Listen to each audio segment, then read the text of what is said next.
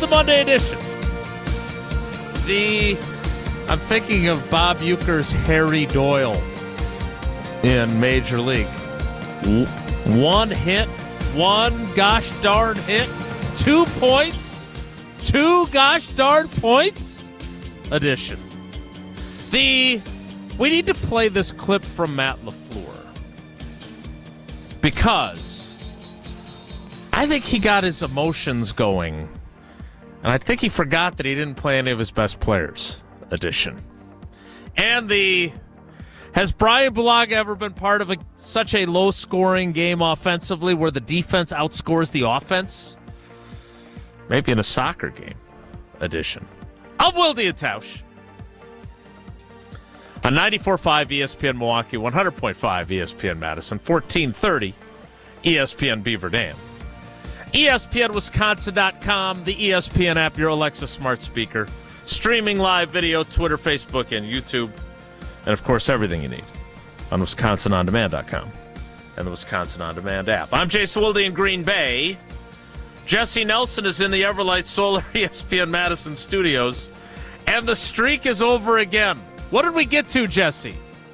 4 days? 4 last week. Yeah, Tuesday through Friday, all 3 of us were here. So back to 0.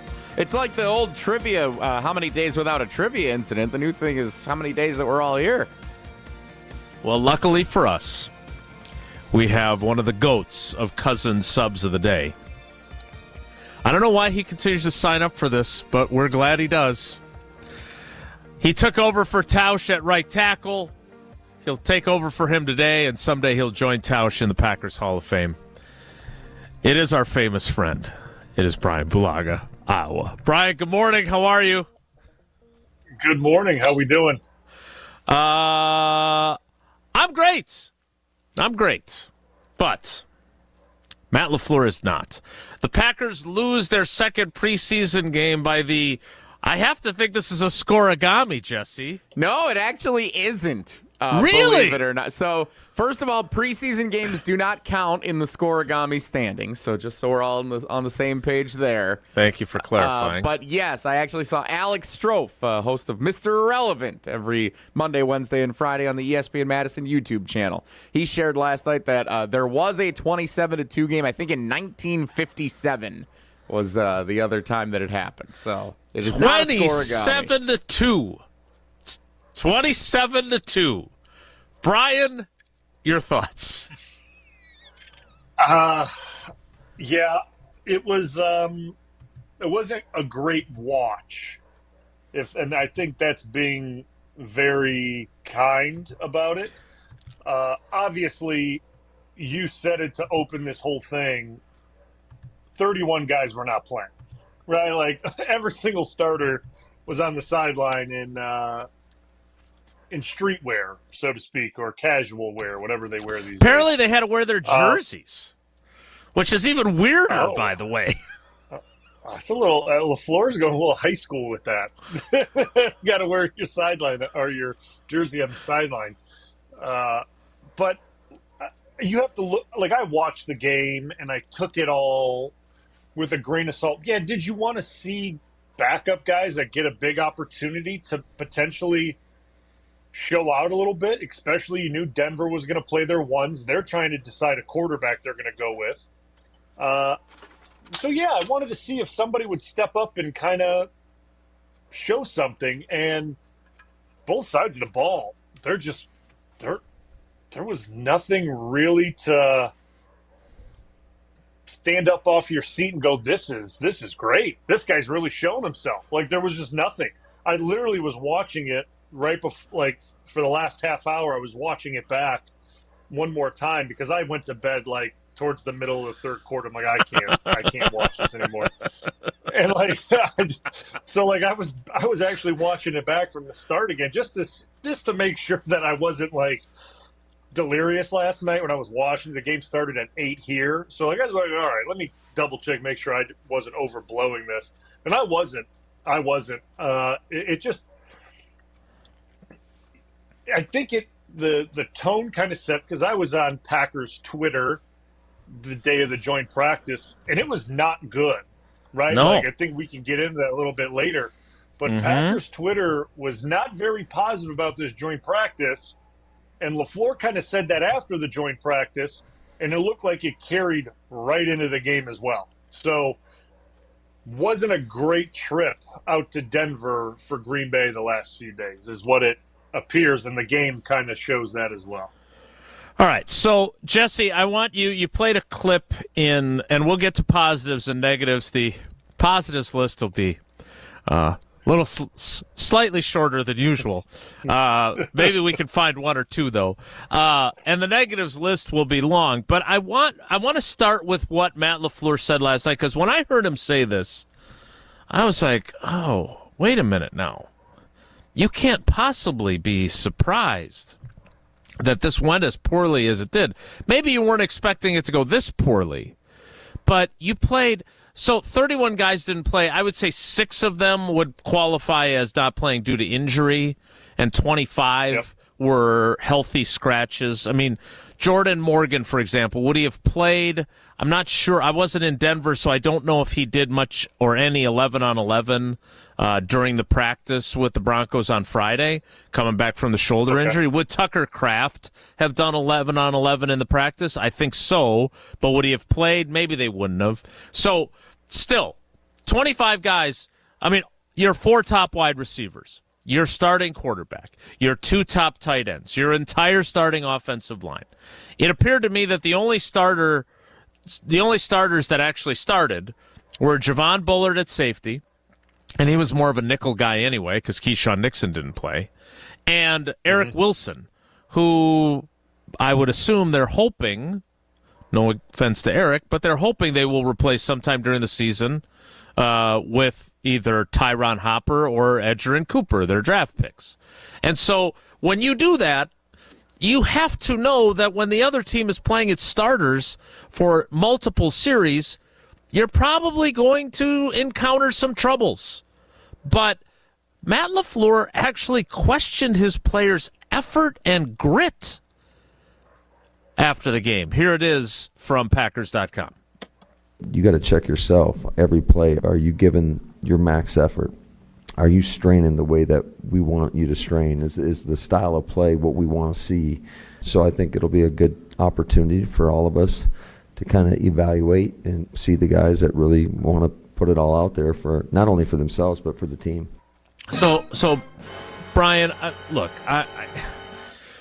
there was another clip in there too because I watched him on the streaming after the game, where he basically questioned too whether they responded after getting their butts kicked in the joint practice. Like, he acknowledged that they got waxed in the joint practice. But when you hear him say that, I'm sorry, I have a hard time believing that guys that are trying to keep their NFL dream alive, that are trying to make the roster, aren't playing with effort.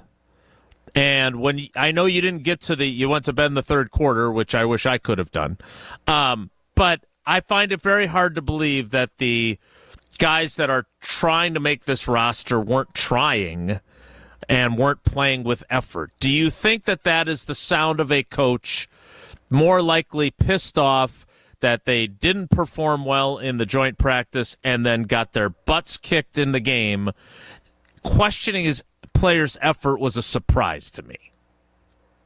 Yeah, I think you're right on that. I don't think guys, like you said, that are fighting for their NFL careers or, even to get on a practice squad potentially, right? Like, guys that are trying to survive in this league are going to give subpar effort. Like, I don't know if I'm totally there, but I think this is a case of it boiling over from joint practice. I mean, I think he was really upset with the way the team performed, and then he saw more of that in the game, which, listen, the NFL, yes, there's a lot of parity in the NFL, right? Like, teams are closer now that they've ever been. Yeah, there's some outliers, but, like, teams are close. So when you decide that you're not going to play a single starter and a team plays all their starters, your twos are not going to be able to keep up because it's just the way the NFL is. Like,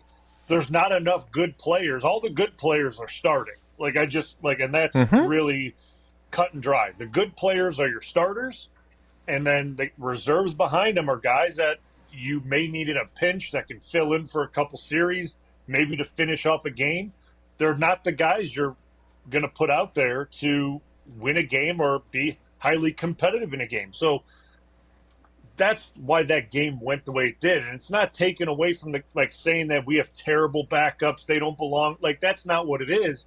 It's just when you don't have any of your studs out there to cover up some of the guys that have weaknesses that aren't high-level performers like your starters are, it makes it, you see the performance that you did. So I think this is more him being a little hot over what happened in the joint practice, and then the way, like you said, kind of getting whooped up on in the game. And it just I think he was sending a message to the entire team, not just the guys that played, but that was a message to everybody, that we're going to evaluate that tape from, joint practice, game, and we're going to see the guys that want to be out here. And it's okay. Like, it's not a panic mode or anything like that, but it's certainly, like I said last week with Homer, like, this is a way you gauge where your team's at in these joint practices. And there's no way that he's happy with the way that joint practice was, with how he's gauging his team and where they are at in camp. So I would expect a little more intensity this week throughout practice as this next joint practice approaches with Baltimore, because, well, by all means, I'm not saying Denver's not going to be a playoff team, but we know Baltimore's definitely going to be a playoff team. And you want your team to get up for a team like Baltimore, that these are playoff teams. Like, they're coming to joint practice. Baltimore's not coming to, shake hands and talk about how your camp's been. They're coming here to do a job, especially with Harbaugh and the way he runs his operation. Like, these guys got to be ready. So this week of practice, I would imagine, is going to be intense leading up to this joint practice with Baltimore. All right, so I want to get to positives and negatives, and I definitely want to talk about what the messaging is here, because that, I think you nailed that. That's one of the drawbacks of you and I doing shows together, is we agree a lot of the time. But let's say Matt LaFleur decides, I'm going to take a vacation. I'm going to Tausch this. Okay? And I'm gonna go. I'm gonna go to Machu Picchu, and then I'm gonna go to France, and then I'm gonna go to Rome and Italy, and I'm gonna be gone for a while. And I have decided that Bryan Bulaga is going to be our head coach for the preseason. Okay, so you've been appointed interim Packers head coach. If you had to decide how to approach the preseason with your starters, Coach Bulaga. I mean, I know you're coaching teams that reach the national championship in flag football, and you're coaching soccer teams. So you are an accomplished coach. You know what you're doing. Oh yeah. But we put you in charge of the Packers for their 3 preseason games. How are you playing your top line players? Because again, and I understand that you can't live this way in the NFL, but having been in Pittsburgh for Jordy tearing his ACL, I am Ted Thompson Jr.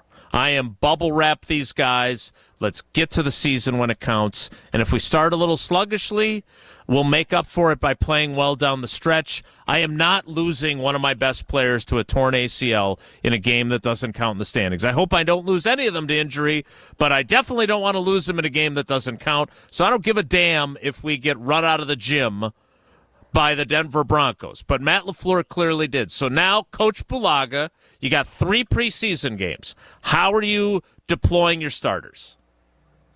Yeah, I mean, I think what he did in preseason 1 was good, right? A series, and that's fine. Your team does well, or your starters do well. They go down the field, score. They hold, Cleveland to what? Was it a field goal or is it a throw? I don't even know what it was. I've forgotten. That's how irrelevant that game even was, because you were going against that team's twos, right? Right. You go into the second week, and you got a joint practice with Denver, which by all means you want to treat that as essentially the preseason game, and you want to see how your team is. Now, prior to that, I probably would not have said to my team, I probably not would have said it to the media, that they're not playing. Right? The minute you tell any team, whether it's a veteran or a young team, you're not going in this game as early as he did, there's a potential lack of focus then going on this business trip. Because that's what it is. It's a business trip, whether it's preseason or regular season. It's always a business trip. So I would have probably held off on telling the team, or the starters at least, like, I mean, I guess there's some veteran guys, there's some veteran guys that understand how to operate, right? Like, there's guys that have been there, they've done it, they've been around other guys, like Kenny and guys like, okay, Preston, like, these guys have been doing it for a long time. They understand. They're professionals.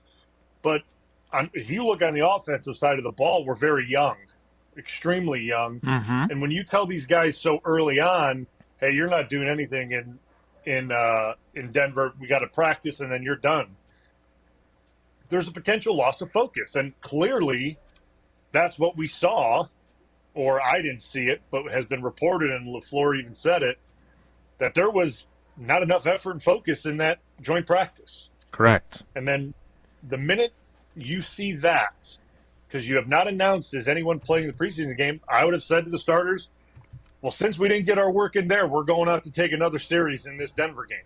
Like, you guys are going out there, because at that point in time, you would imagine that you've already talked to Sean Payton. Sean Payton has already said, yeah, I'm going to send out my ones for at least 2 series. So offensively and defensively, you're going to go against their goods for one more series at least, or at whatever you decide. And that's how I would have approached that. Now, this last game, not a chance, not going out there in the preseason game, but we got the joint practice, and we're going to try to maximize that practice against Baltimore as good as we can. But there'd be no way that I would send them out in preseason 3. I mean, okay. Again, LaFleur may be thinking this back, like, he may be thinking the opposite of I am, right? Right. He may be thinking I'm not putting them out in 2, but if this trend continues with them in the joint practice and they don't play well in that, I'm sending them out there for a series in Baltimore. Like, they're going to play in Lambeau. Like, he could be thinking about it the other way, but that's kind of the way I would have approached it. And we'll see what he does, but I don't know if I remember when we were playing and we did the joint practice with Houston. We had a good idea. We were probably not going to play in that preseason game, but he didn't tell us anything, I think, until the night before we were told, hey, you're not going to play. When we played out in Baltimore, we found out that morning that we are playing. We are taking at least a quarter of snaps. You get kept on your toes. And I know when it was McCarthy and Campy, we didn't find out till probably, like I said, the night of or the day of, like, hey, you're not taking any snaps or you are taking snaps. So, like, they made us feel like we always had to be ready and prepared and treat this thing like we're going to play. And maybe that was something Matt could learn from. And again, I don't know what the mentality of the team is. Clearly he didn't like it in the joint practice, but maybe learning that you can't give these guys such a notice so far in ahead that they're not playing, that potentially they go on this trip and they lose a little focus in the actual joint practice where you wanted to get the bulk of your work. So that would probably be the way that I would approach it. But yeah, this last week, they got to get their work in against Baltimore in this joint practice, because I wouldn't send them out on the field. Like you said, there's a point to where you got to start thinking long term, and this last preseason game is not the game to throw these guys out there when you're going to Brazil and how many days from that point to get ready to play your opener. You just don't want to. You don't even want to risk it at that point. So I think the time for playing these guys in the preseason games ended in Denver. Like, that was the end of it, and now they got to get their work in this week and against Baltimore in the practices. All right, so I want to discuss this a little more before we get into positives and negatives, because my struggle with this is, if your argument is that your team is better prepared for the first game that counts because they play in the preseason, he basically played his guys throughout the entire preseason last year. And now he's got this dilemma on his hands where he was displeased to the point of what felt like to me an overreaction emotionally to a predictable result. Maybe not as terrible as we saw, but there was a good chance that they were going to lose and they were going to struggle when you decided to do what you decided to do. My issue is, and this is what I want to get into next, if you believe, it feels like you can't do a half measure here. If you come out and say that you believe having your guys play in preseason leads to better performance in the opener, you can't have your offense play 3 snaps on August 10th and then not play in another game until you're in Brazil on September 6th. I don't think those 3 snaps carry all the way almost an entire month before you get to Brazil. So I want to talk a little bit more about what's coming up this week. I also want to understand, if you're willing to take on the risk, then how do you go about, when do you take the risk? Because either you're taking the risk or you're not, right? And on top of that, I just looked it up. You're right about 2019. There were games where Mike McCarthy, from my recollection, didn't tell you guys that you weren't playing until you got done with warm-ups. Like, he would send you guys out there to prepare as if you were playing, and then, oh, by the way, you guys are out tonight. So that's correct. I think that would make more sense. We'll get into that a little bit more. Bryan Bulaga is our cousin sub of the day. I just don't understand this. And now you've put yourself in a position where, do you really want to go into the regular season with them not having played and you being pissed off at them in Denver and then not playing them in Baltimore, no matter how this joint practice goes on Thursday? We'll talk more about that coming up. Then we'll get to your positives and negatives. If you want to text in yours, you can do that now, and then we'll take calls later. 844-770-3776, 844-770-3776. Dissecting the Green Bay Packers' 27-2 loss in Denver. Next, it's Wilde and Tausch.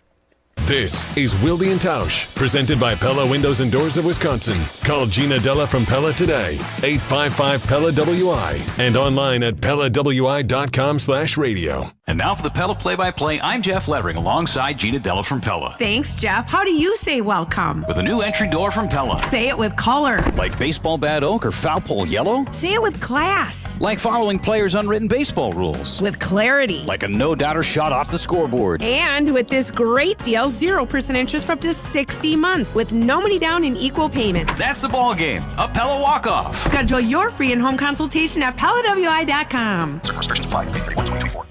Pizza Hut is changing the combo game with the new My Hut Box. Mark Tauscher here, and starting at just $6.99. Pizza Hut is now offering the ultimate solo meal. You can have your choice of a personal pan pizza or melts with a side of boneless wings or fries. You get to pick whatever entree and side you want. And you can add a 20-ounce Pepsi for just $1.50 more. The My Hut Box is perfect for a speedy lunch, a relaxing dinner on your own, or any time you're on the go. Order your own My Hut Box today, only from Pizza Hut. Mark Tauscher here to tell you a little bit more about Everlight Solar. We all know that electricity costs are on the rise. That's why you need to talk to my friends over at Everlight Solar. Their local team here in Madison is here to keep it simple. From your no-cost consultation to solar panel installation, the team at Everlight Solar will be with you every step of the way. Not only will they help you save money, but by switching to solar, you're also helping save the planet. Everlight Solar, a proud partner of Wisconsin Athletics. Check them out at everlightsolar.com. Since J&K Security Solutions opened in 1987, our attention to detail and customer service have been our strongest assets. I'm President Jeffrey Beckman. We'll always do our best to find the most efficient and cost-effective solution to every job we tackle.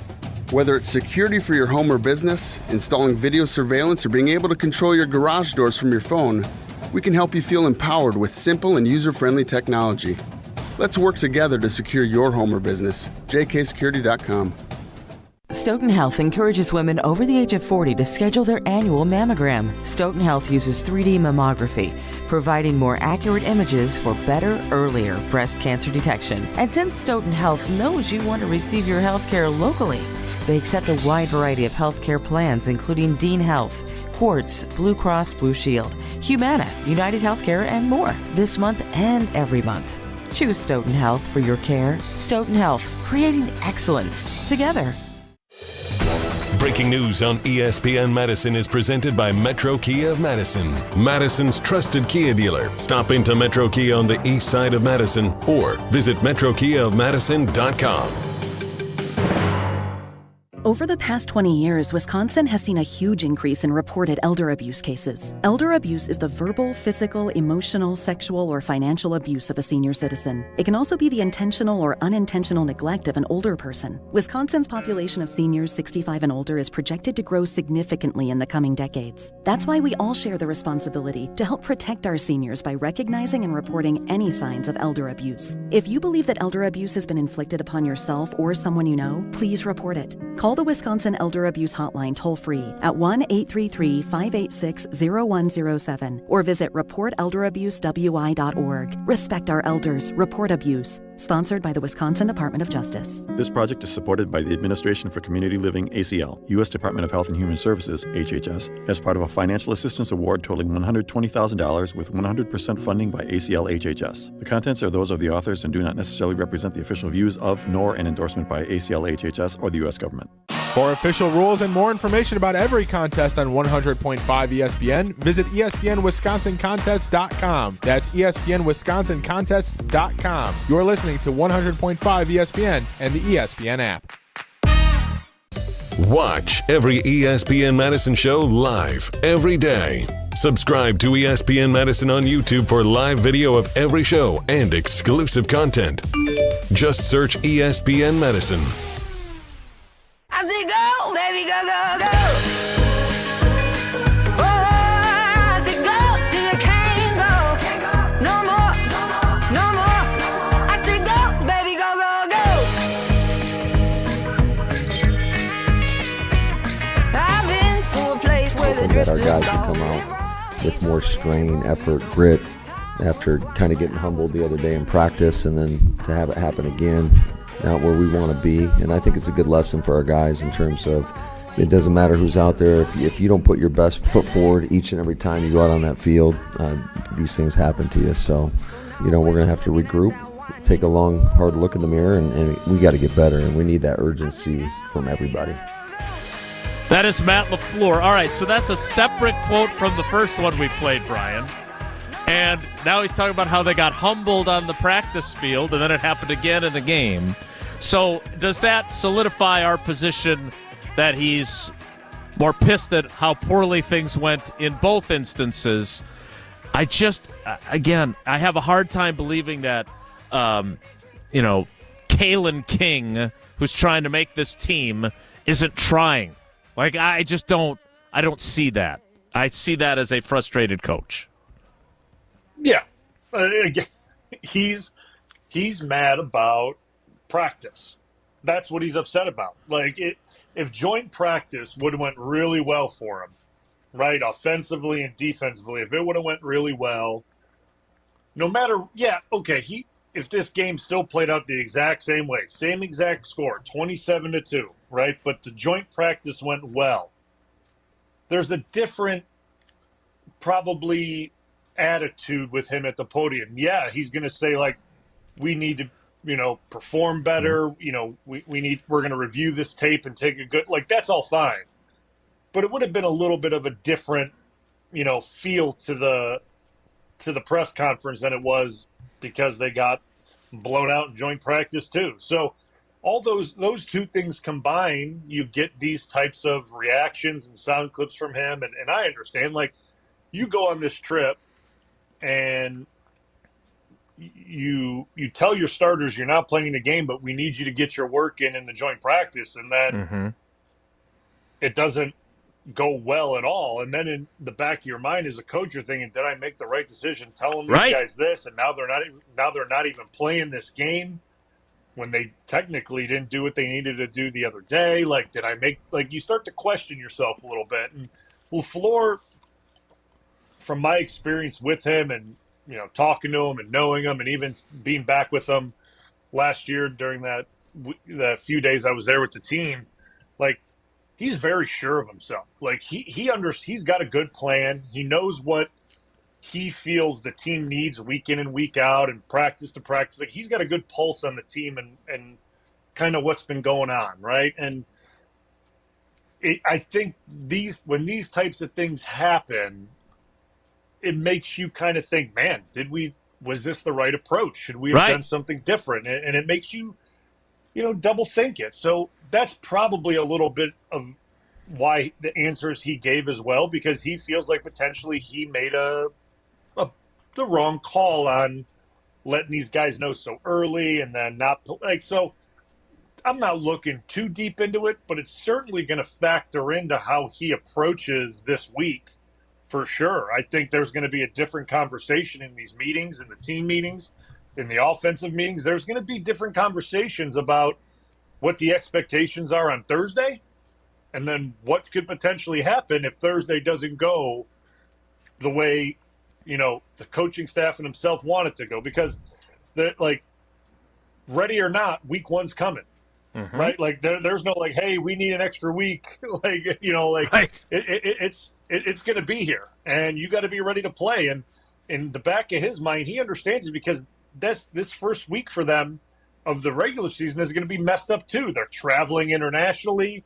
Their practice week is going to be condensed, and there's a lot of things that get thrown off when you travel in these international games, especially when the game's on a Friday. Right, you don't get your full week of prep, and you're traveling, and there's a lot that goes into it. So he's feeling like, man, we really got to start getting this thing together and gelling, and however we need to get that done, we need to figure that out in these next few days before Baltimore gets into town, because after Baltimore leaves, it's just you and your practice squad, and that's it, and that's how you got to get ready for week one. So I'm not saying I'm panicked by any stretch of the imagination. I'm not concerned about the team and the guys and the performance. Do I think the joint practices are important? Yes. And so does he, because it gives you a real-time gauge of where your team is at against other ones.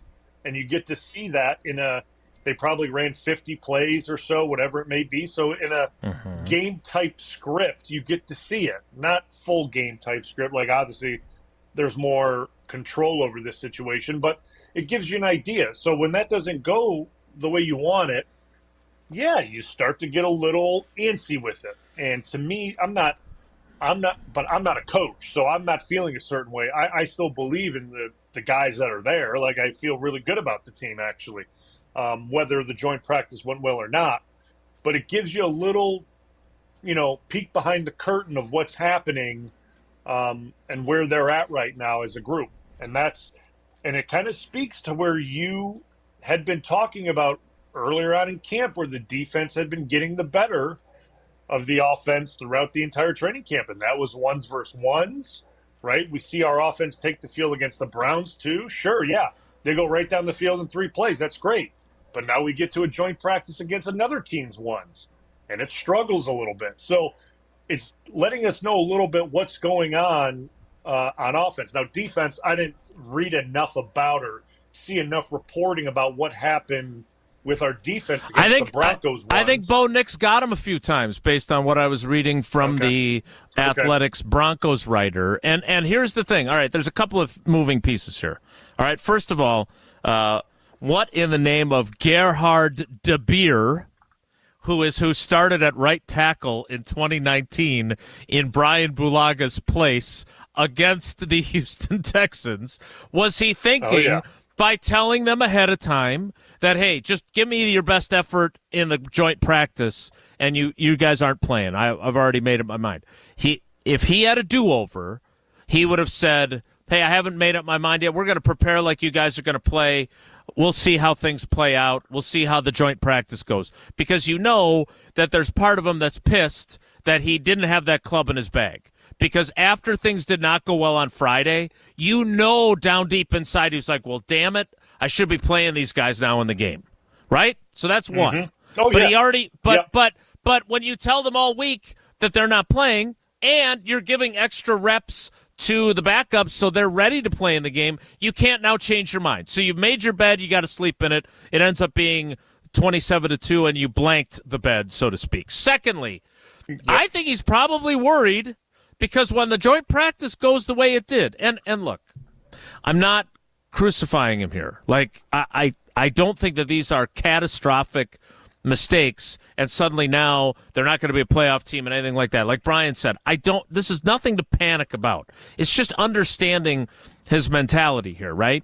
But I think he was looking at the way his practices with his team were going, Bryan, and saying, okay, hey, I know our offense is having a hard time, but that's a good sign that our defense is really humming.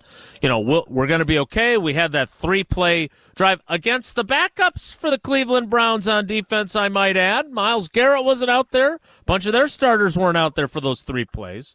But I don't think he was overly worried about his offense. Then he gets to the joint practice, and the Broncos defense outplayed the Packers offense. Okay? So now he's thinking, maybe it's not just our defense that's causing our offense to struggle. And then on the other side of the field, he watches, I don't know how he split his time in Denver, but then he sees Bo Nix have a pretty good day against his defense. And now he's really starting to think, God dang it. And now I told these guys they can't play. So, again, if he had to do it over, I think he holds that possibility open. So when the joint practice goes poorly, then those guys have to play. And if you want my honest opinion, I think based on his answers last night, that's what he's doing for this week. He's thinking, all right, we may play him, we may not. Let's see how Thursday goes with the Ravens, and then I'll decide whether to play him. But I'm going to make them think they're playing all week long. Now, whether or not, Bryan, that's the right decision, again, nothing against Gerhard de Beer, but if I'm in my last preseason game and I want Gerhard de Beer at my right tackle, I don't want Bryan Bulaga getting hurt and then he's not ready for Brazil. So they are in a little bit of a pickle, but I think it's important to emphasize his whole argument for playing starters at all in preseason was that when he didn't do it, including you, early on in his career, he felt like they weren't ready to play. And then you get waxed by the Saints in Jacksonville 2 years ago. You get beat by the Vikings, or 3 years ago. You get beat by the Vikings 2 years ago. And then you play as well as you did in Chicago last year. I can understand why he's thinking, hey, we play our guys, we play better in the opener. But then you better play them this week if that's what you really believe. Am I wrong to think that? Yeah. No, you're not wrong to think that. I just have a hard time, and this isn't me saying if I were Matt LaFleur, I have a hard time playing guys in the last preseason game, period. I agree. Because now we're so close to the beginning of, what is the most important. That's week 1 in Brazil. And if you get say a guy just tweaks something, right? A tweak, he's missing week 1, most likely. So you don't even want to risk that. But I still think, like you said, the mentality going into this week is, I don't know. I'm not making a decision if you guys are playing or not until what we see how this week of practice goes and how Thursday goes, and we'll decide from there. But at this point in time, everyone needs to prepare like they're going this week. And that would be the way I would approach it, to keep everyone on their toes, to understand the sense of urgency in the building. Because he said it, we need a sense of urgency. Yep. That's how you create it, by keeping guys on their toes, knowing, hey, this week you guys need to show me something, or you're going to have to show me on, in Lambeau against Baltimore. So that would be the way I would approach it. All right, Bryan, you got 4 minutes of a commercial break to come up with a positive. I'm going to try to come up with one, too, that'll be different than yours, and then we probably won't have any left for Jesse. We'll do that next. It's Wilde and Tausch. Wilde and Tausch is brought to you by Tito's Handmade Vodka. Tito's makes the good stuff for good times. Find recipes, videos, and more at titosvodka.com. Since 1956, Holman Lindsay Paints has been making paint in Wisconsin for Wisconsin. Because of their commitment to making great paint for Wisconsinites, Holman Lindsay has grown over the years to 26 locations in this great state. Headquarters in Sun Prairie with a state-of-the-art facility, Holman Lindsay has the paint you need to make your job better. From do-it-yourself to professional, Holman Lindsay has paint for everyone. Visit one of their local locations today in Madison, Sun Prairie, Middleton, and Janesville. You know Fleet Farm's got everything for everyday life. But did you also know we have the best prices guaranteed every day? Pet food, wild bird food, automotive, hunting, fishing, farming, you name it. All your everyday essentials, all at the best prices guaranteed. And if you happen to find a lower price elsewhere, we'll match it. Any day, every day. Fleet Farm's got everything you need for everyday life at the best prices guaranteed. Stoughton Health, in collaboration with patient and family advisors, seeks to advance the healthcare experience at Stoughton Health by providing a forum for past patients and families to provide feedback on a variety of healthcare and other related topics. Advisors offer constructive feedback on their personal journey at Stoughton Health, helping to elevate the patient experience and increase satisfaction. Interested? Please call Amy at 608-873-2308. Summer is winding down, and that means it's back to school savings time at Metro Ford of Madison. This month, qualified buyers can get 90 days deferred payments, and qualified vehicles will get an additional $1,000 for their trade. The 24 Ford F-150, Explorer, Edge, and Escape all are available with 0.9% APR financing for 66 months. $15.54 cost per $1,000. $2,000 in flex cash is also available at Metro Ford of Madison. I love playing sports, especially for my school. And that's because school sports are special. It's where it's safe to fail. It's where we're taught resilience, where our fear becomes confidence. It's where we learn to get back up after every fall. School sports are where 7.8 million students go from I can't to I can. This message presented by the WIAA and the Wisconsin Athletic Directors Association. Dog, I can't remember a game that was this good. Yeah, you know what else would be great right now? Some food from the Great Dane. I know, but we can't go right now. Good news! The Great Dane Pub and Brewing Company is available on DoorDash and Uber Eats. Stay in the game with the full menu delivered from the Great Dane closest to you. Downtown, Hilldale, Fitchburg, or East Madison. Order today with DoorDash and Uber Eats or on thegreatdanepub.com. Great Dane Pub and Brewing Company, Madison's original brew pub since 1994. After a serious accident, you'll need a winning team to protect your rights. Trust Wisconsin's own Ruger Law Offices. Proud partner of your Milwaukee Brewers. One call, that's all. The GRB Rays have established themselves as one of the top baseball programs in the Midwest and the country. GRB Academy offers training programs for players of all ages and skill levels. Learn from some of the best baseball coaches in the area and find the program that fits your training goals and your schedule. Spots are filling up fast, so visit grbacademy.com to sign up now. That's grbacademy.com. GRB Academy, baseball for the serious player. Join the Madison Money Guy, Christian Finfrock, for Retirement Income Strategies, Saturday and Sunday mornings at 7. Get the information you need as you plan for retirement. That's Retirement Income Strategies, Saturday and Sunday mornings at 7. Investment advisory services offered through Retirement Income Strategies, an SEC-registered investment advisor. The countdown to game day is on. Gonna come out with that intensity, come out with that swagger, give you Badger fans something to cheer about. The pass is intercepted, taken away by Wisconsin. Nobody covers the Badgers like 100.5 ESPN.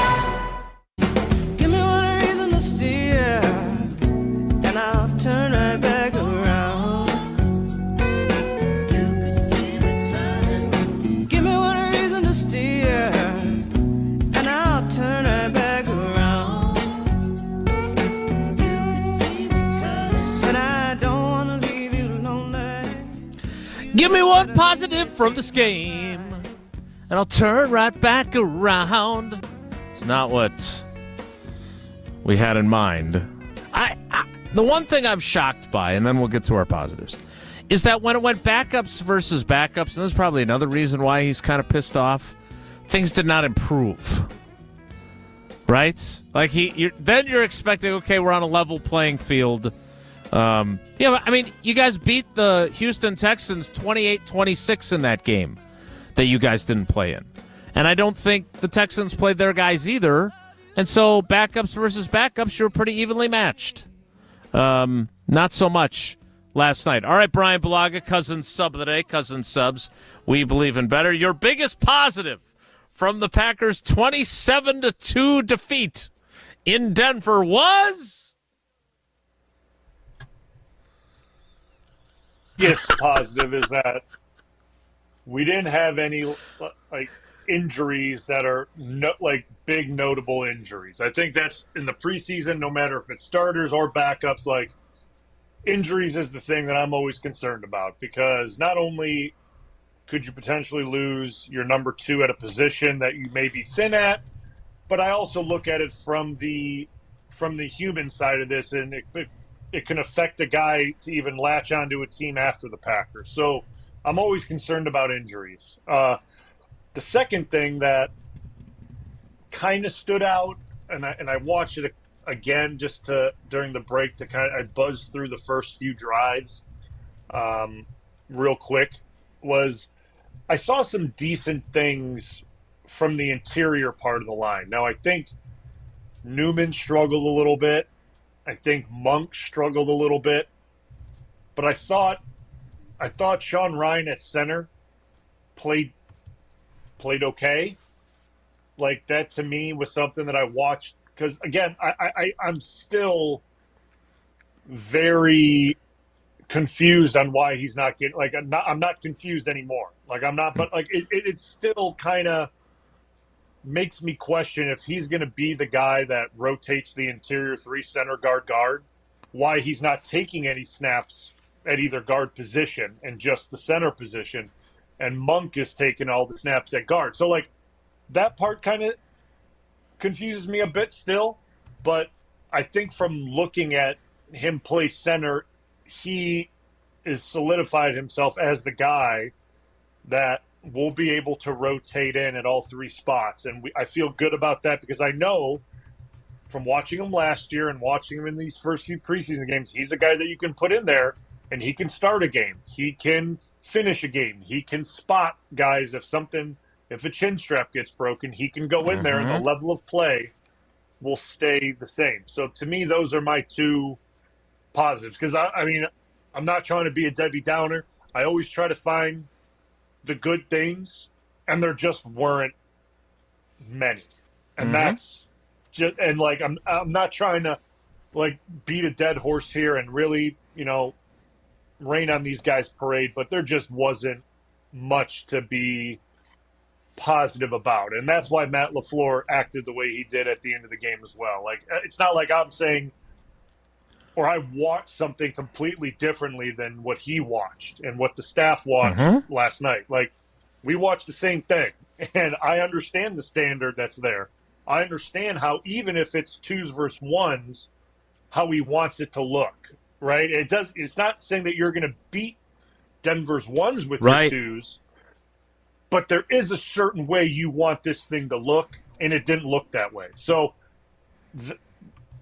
those are my positives. I'm sorry that they're not overwhelmingly great, but that's just what it is. You can't make chicken salad out of chicken you-know-what. All right, well, mine is a simple one. And then I want to get to calls coming up, because in the 10 o'clock and 11 o'clock hours, I want to get deeper into the offensive line conversation that you kind of teased there.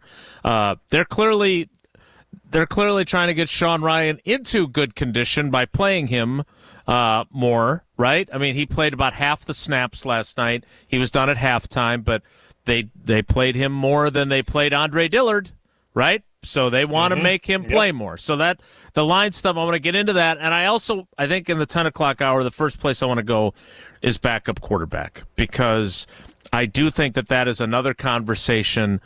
I asked Tom Clements last week this. I think Sean Clifford has a lot of Matt Flynn to him, except here's the problem. Matt Flynn would have played better last night.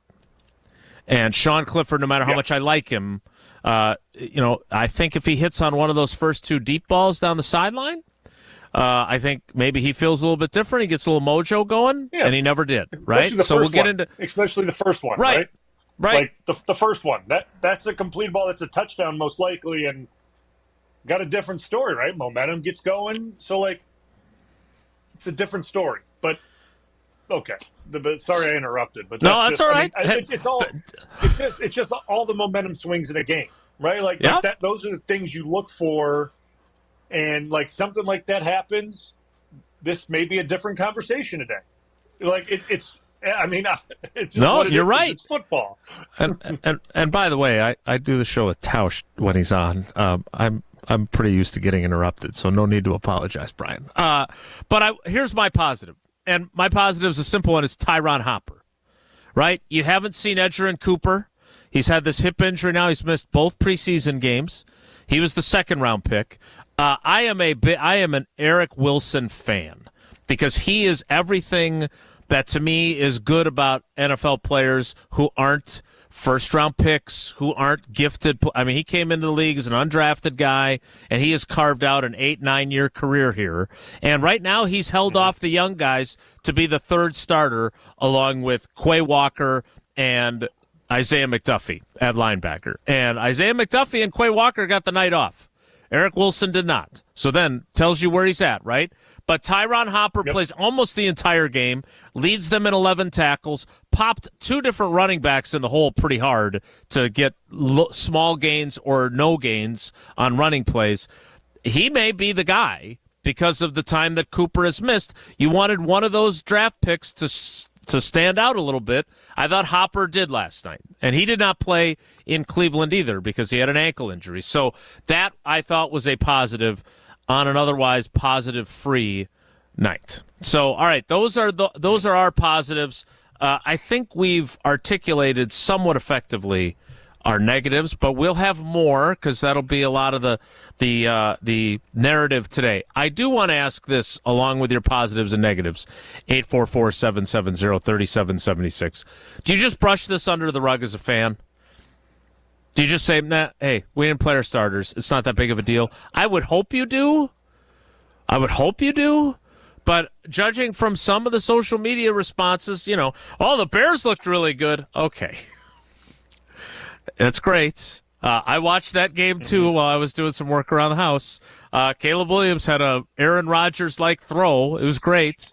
But let's not start worrying to the point that the Packers are in trouble and the Bears were looking good in a preseason game. All right. We'll get to your calls next. 844-770-3776. Bryan Bulaga is our cousin sub of the day. Positives and negatives from a 27-2 loss. Next, it's Wilde and Tausch.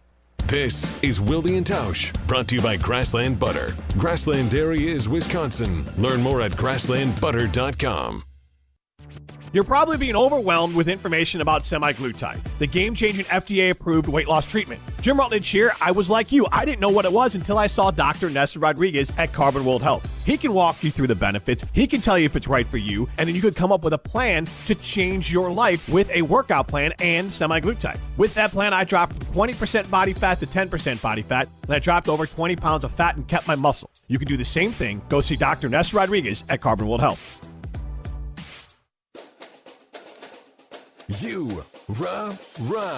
Pella Windows and Doors of Wisconsin present your Badger Minute.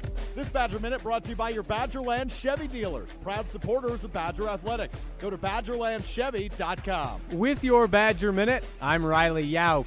The Don, Barry Alvarez, appeared on the Great Dane Huddle Thursday night and is very impressed by what he's seen from the Badgers' offensive line in practice thus far. A year ago, we talked, and I told you I went to practice a couple of times. There was a breakdown every snap in the offensive line. You can't run an offense if that happens. I didn't see that when I watched practice this week. I saw the line is secure. They covered people up. They ran the ball well. They were throwing it around. I think it looks like a very efficient offense. Don't miss out on 0% interest for up to 60 months with no money down and equal payments. Order today from Pella Windows and Doors of Wisconsin. Visit PellaWI.com. Bringing summer gatherings to the next level is just another thing we do at Celebrations Entertainment. Hi, it's Jeffrey. With rental items like sound equipment, photo booths, and even yard games, you can make your event the party that everyone talks about.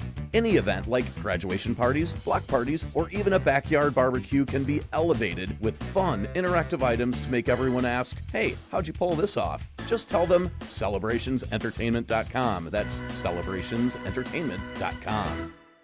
Tito's Handmade Vodka is America's original craft vodka. In 1995, Tito Beveridge built his very own distillery and put his life savings into it. Since then, he's won the unanimous Judge's Choice Double Gold Medal at the World Spirits Competition, the Chairman's Trophy for World's Best Vodka Tonic, and many others. Tito's Handmade Vodka is still made on the same land where he started it, all in Austin, Texas. Distilled from corn and gluten-free. Visit us at Tito'sVodka.com for recipes, videos, and more. Distilled and bottled in Austin, Texas. 40% alcohol by volume, namely 80 proof. Crafted to be savored responsibly.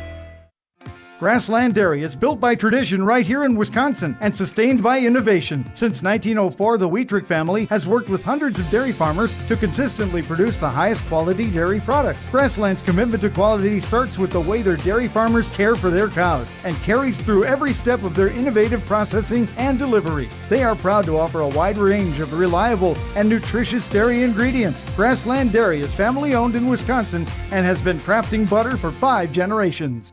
And now for the Pella play-by-play, I'm Jeff Levering alongside Gina Della from Pella. Thanks, Jeff. How do you say welcome? With a new entry door from Pella. Say it with color. Like baseball bat oak or foul pole yellow? Say it with class. Like following players' unwritten baseball rules. With clarity. Like a no-doubter shot off the scoreboard. And with this great deal, 0% interest for up to 60 months with no money down and equal payments. That's the ball game. A Pella walk-off. Schedule your free in-home consultation at PellaWI.com. Certain restrictions apply. It's 31/2024. Have you been waiting to buy your next home? Stop. Now is the time to get housed. What's up, Madison? It's Stacy from Bruner Realty.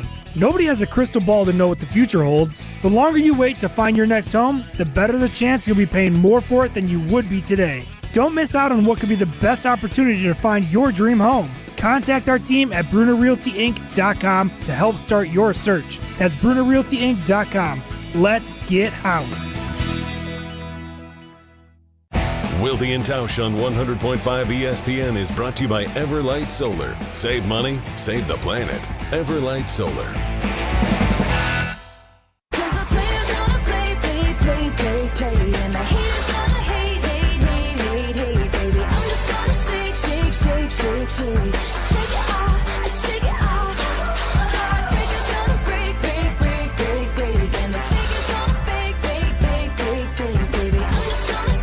Eight 844-770-3776. 844-770-3776. We'll get to your calls here right now. Not only positive, negative, but how do you process this? Are you just flushing this as a fan? I would think that would be the wise way to go. Clearly, Matt LaFleur is not, but he's not a fan. It's his job to get these guys ready for Brazil and for the Philadelphia Eagles. Let's go to the phones. Let's start with Jeff in Milwaukee. Jeff, thanks for holding on. Good morning. How are you? Good. How are you guys? We are better than the Packers were last night. So a couple things, then I just wanted to offer a comment, if I could. So the positive is, to me, I don't know if you guys noticed this, but my positive is, what's Monk's first name? The Jacob. guard? Jacob Monk. Did you see the hustle when Clifford threw the interception? He is the guy that tackled the defensive back on the 10-yard line. Mm-hmm. He came from the offensive line position. I was completely impressed with the effort that guy put through on that play. I think that was a real positive and says a lot about him. I think he's going to be a very, very good player. But he ran down and tackled the defensive back. Incredible effort on his part. So that was my positive. The negative is, Matt LaFleur can get as upset as he wanted at the players. You guys, this is completely on him. It's the job of any leader to set the tone, and he didn't. And he can be mad at them, but he needs to be mad at himself more than anybody else. I just think he blew it in this case in terms of setting the tone for the team. And like I think Brian said, you know what? I know they're all professionals and everything like that, but you gotta keep these guys on edge. It's just what you need to do. And he didn't do it, and so that was the negative. So that was that. Jason, I do want to offer a compliment to you, and that is around the Ian O'Connor interview. As you know, I've listened to the show at times. I think you can really be a Rodgers apologist. I think you did an amazing job on that interview. I think it was fabulous, and you did a really, really great job. I just wanted you to know that. That didn't sound like a compliment at the beginning there, but yes, thank you. I appreciate that. Well, I mean, look, don't you want your listeners to be honest, right? I mean, I absolutely no, I do. Sometimes I do. No, I definitely do. Thanks for the call, Jeff. We appreciate it, and thanks for the compliment. Look, I think Jeff's point about the negative with LaFleur is what we were discussing, right? I mean, I think. And look, my first year as our primary beat writer for the State Journal was 1999, and that was Ray Rhodes' first year. And Ray Rhodes was a good football coach. Okay, it did not go well that year. They went 8-8. They missed the playoffs, but he was the kind of coach that believed in being a player's coach, trusting guys to do the right thing, giving them respect. And while that worked for him in Philly when they had some success there before he lost his job with the Eagles, it didn't work with the 99 team. They had a bunch of knuckleheads on the team. They took advantage of that, okay? And so I'm not saying that this group is a bunch of knuckleheads. What I'm saying is this group is young. And you can't treat them like Bryan Bulaga in year 11. You can't do that. They're not ready for that yet. And so if there is a critique to be made about his approach, it's what Brian made the point of at the very beginning of the show, and you were right on point with it. You had to keep him on edge. You had to make him think, hey, maybe you're going to play, maybe you're not. Because maybe then they don't suck or whatever they did. I wasn't there. But just judging off of Matt LaFleur's reaction, they were not good enough in the joint practice.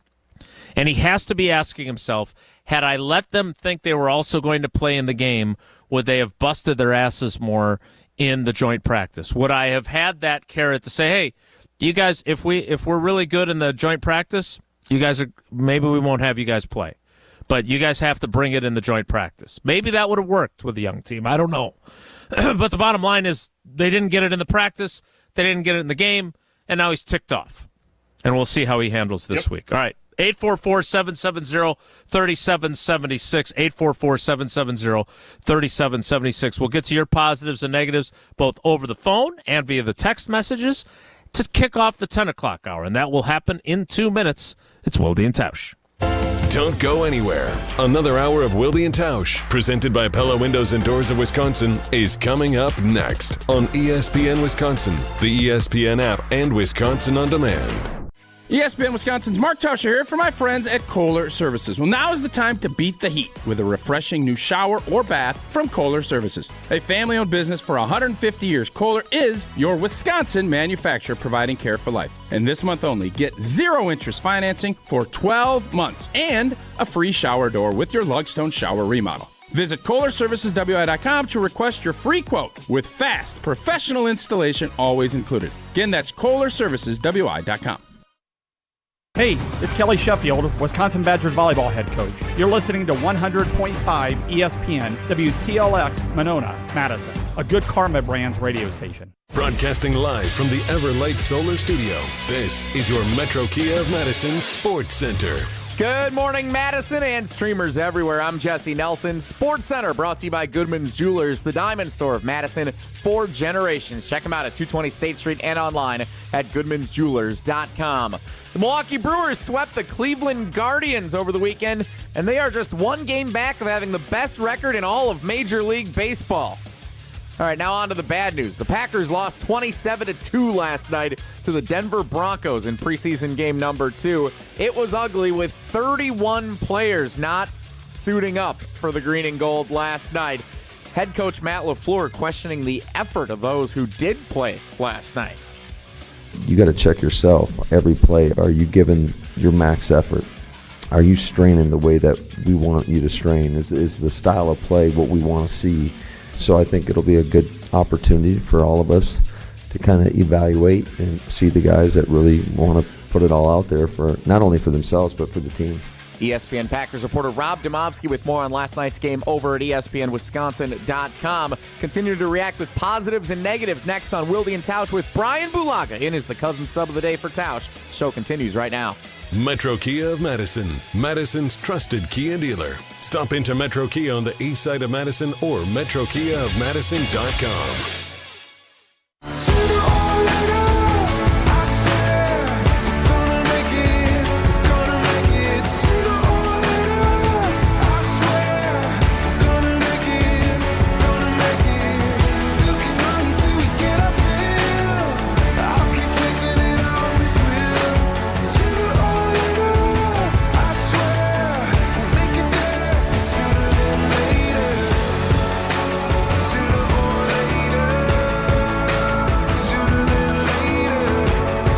o'clock hour with Bryan Bulaga.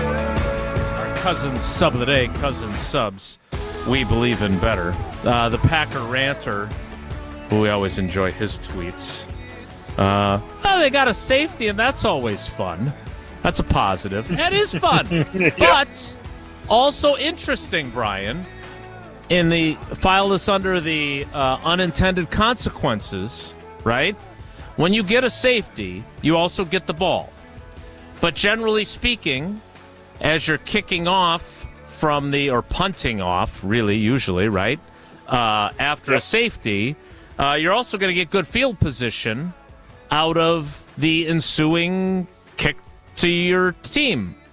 And Matt LaFleur also seemed irritated by that this new kickoff rule, they kicked it off like they normally would, and they didn't get any real advantage out of that. They still lined up like a kickoff under the new rules are, and so it allowed them to cover that kickoff very effectively. They didn't get that bounce out of that deal, which I thought was interesting. I didn't know that they changed that as well. So that's I didn't know that. So that's okay. Well, that's lesson learned now, right? Like I didn't know that they also changed the rule for the safety, right? I mean, it was normally a punt or whatever, right? It was a punt, right? From like the 20-yard line. It was something totally, which was a huge advantage for the offense, or going to be the offense. Right. Now, it's really not. Like, you get the 2 points, which is great, but it's, like you kind of saw, like, is there a real advantage anymore? And guess not. And they needed all the help they could get. Changed. Yes, it was not a. It was a turning point in the game, really. Huge momentum swing at that point. The 2 points. Now, I mean, if they would have got the sack, fumble, touchdown, sure. Again, all small plays that change the outlook of the game. But I mean, getting a 2-pointer and that's all you get on the day. No, not great, Bob. Not great. All right, I want to get to the offensive line conversation. I want to get to the backup quarterback situation because, again, Brian was on those teams in Green Bay in 13 and 17 when Rodgers broke his collarbone. Now, obviously, the 13 season was the year that you missed with your torn ACL, and was 17 also? I tore my ACL week 8 or 9 and 17. Yeah, my right ACL. So you and Aaron Rodgers just wanted to spend some extra time together while you were both injured. Yeah. I want to get into that. Same time, those injuries. I want to get into that because it was interesting how those two different backup quarterbacks, once Matt Flynn arrived in 13, changed things. And so we'll talk about that coming up. But let's get to more of your positives and many negatives. 844-770-3776. Let's get to Dave in Atlanta. Dave, thanks for holding on so long. Good morning. How are you? Hey, I'm good, Jason. Thanks so much. To answer your general question, you kind of kicked this under the rug because it was their ones who are pretty good, I think, and underestimated against our twos, which aren't as good as we thought they were as twos. Good point. And so that was, come on. I mean, second game, it doesn't count.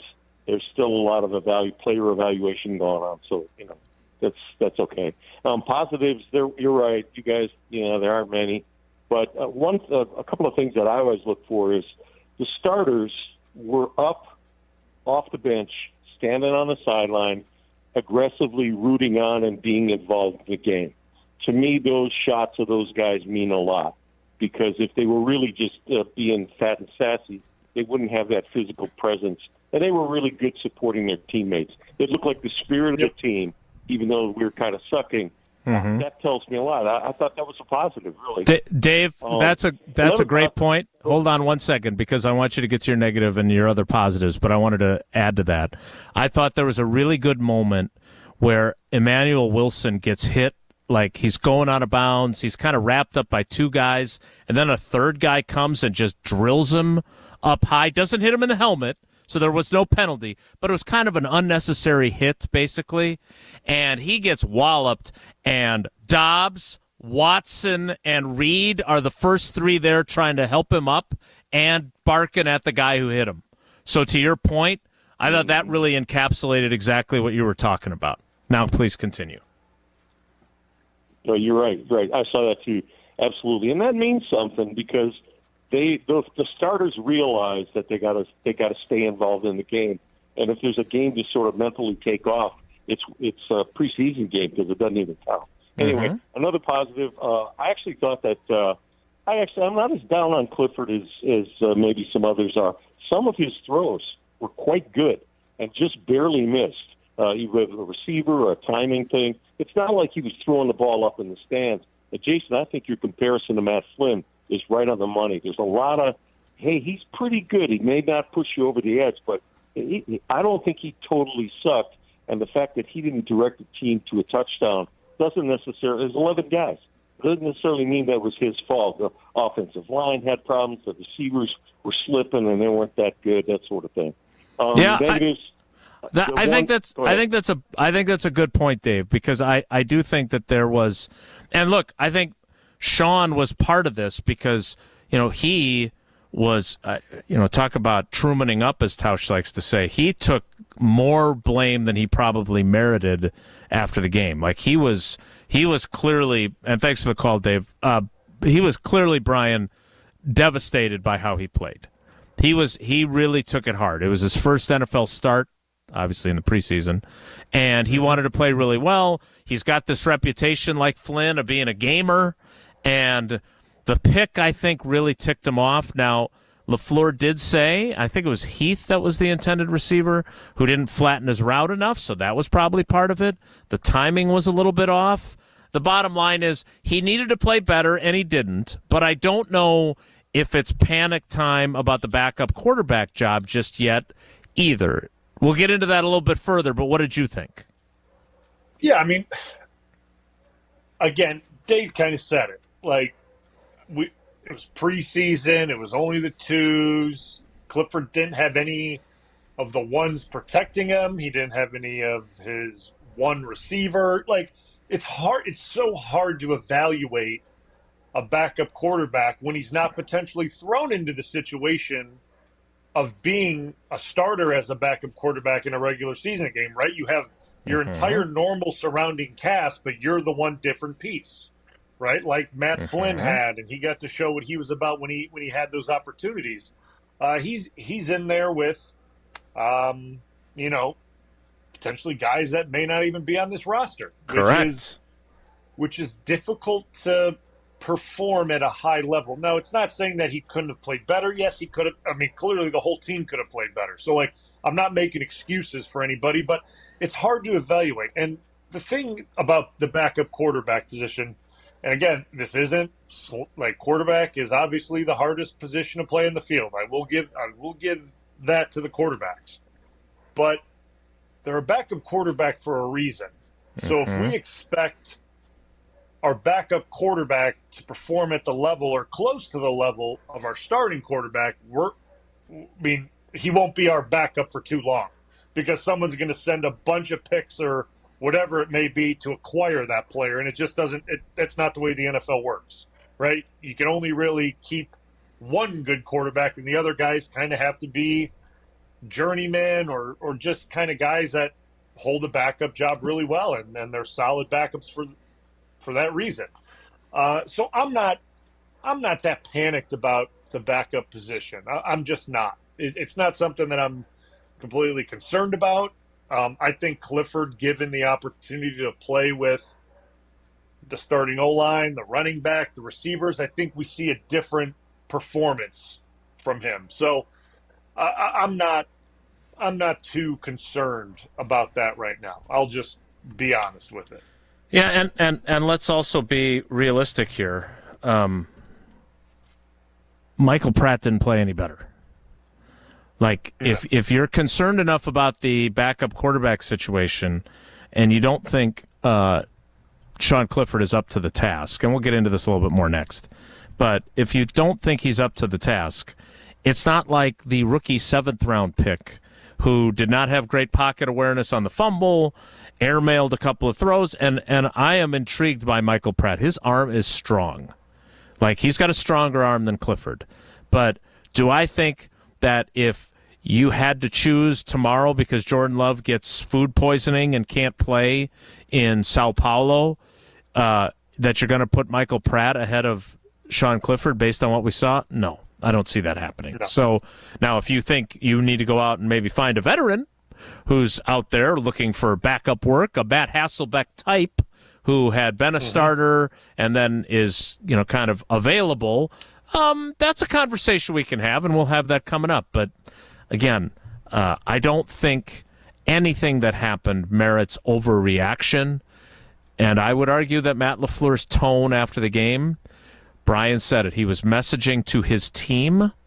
But I also think for those of us that aren't on his team, it sounded a little overreactionary with the way he talked about grit and strain and all the things that they didn't deliver last night. We'll talk more about the backup quarterback situation coming up next. We'll get to more of your calls and texts as well as positives and negatives. 844-770-3776. Want to remind you that while things did not go well for the green and gold last night in Denver, they go well for you if you are a Packers fan banking at Associated Bank, especially if you have Packers checking. Now, you could be a Brewers fan and a Packers fan, and maybe you choose the Brewers checking instead. AssociatedBank.com/Brewers has all the details on the hottest team in baseball, or one of them, and the checking accounts that go with the Brewers. But if you are a Packers fan, at least you would know that despite a bad game last night, you still have the best customer service in the industry.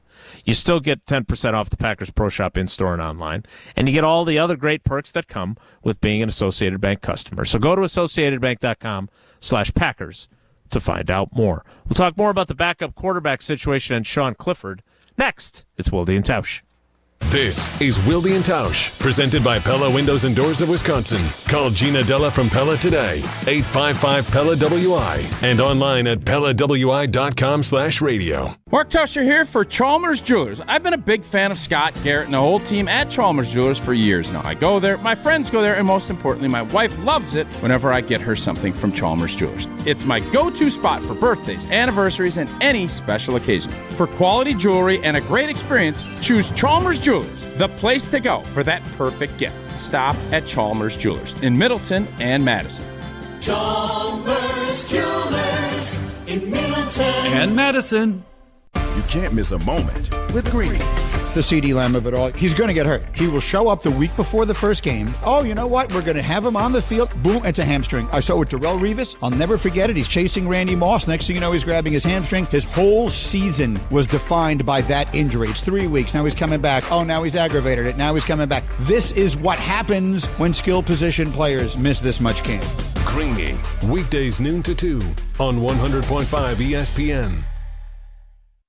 Grassland Dairy is built by tradition right here in Wisconsin and sustained by innovation. Since 1904, the Wheatrick family has worked with hundreds of dairy farmers to consistently produce the highest quality dairy products. Grassland's commitment to quality starts with the way their dairy farmers care for their cows and carries through every step of their innovative processing and delivery. They are proud to offer a wide range of reliable and nutritious dairy ingredients. Grassland Dairy is family owned in Wisconsin and has been crafting butter for 5 generations.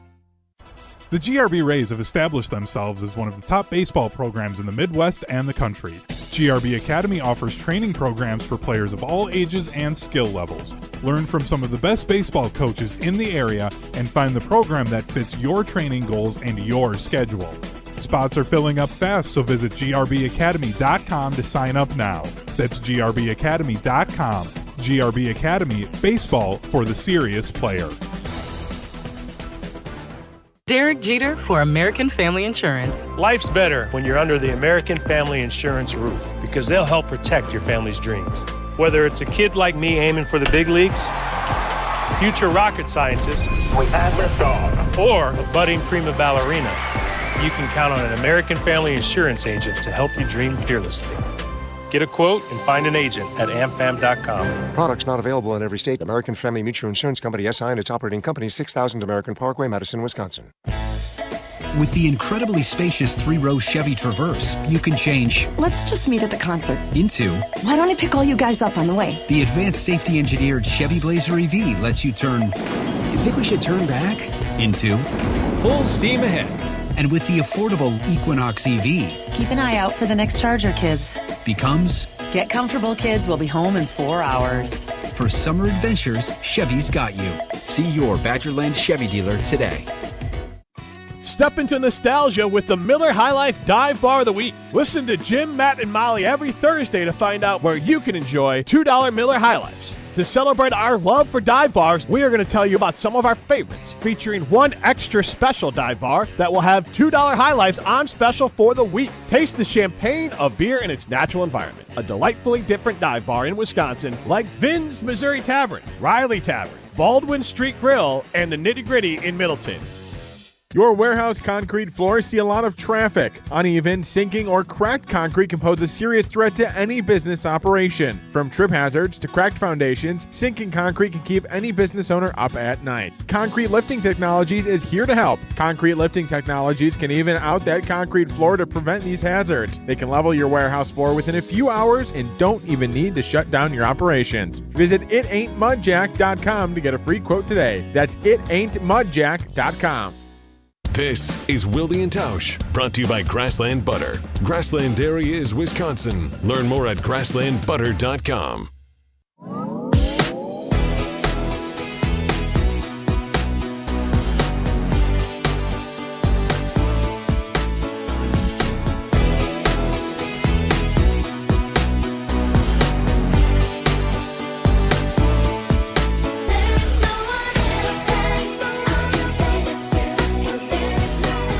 Continuing with Bryan Bulaga, our cousin sub of the day, cousin subs. We believe in better. All right, Bryan, take me back in the time machine. Because you were a rookie in 2010 when Aaron Rodgers got that concussion in Detroit and didn't play in New England. You were out for the season, but you were still obviously paying attention to your team. I don't know if you were there for many. How many of the games did you go to in 13 while you were rehabbing?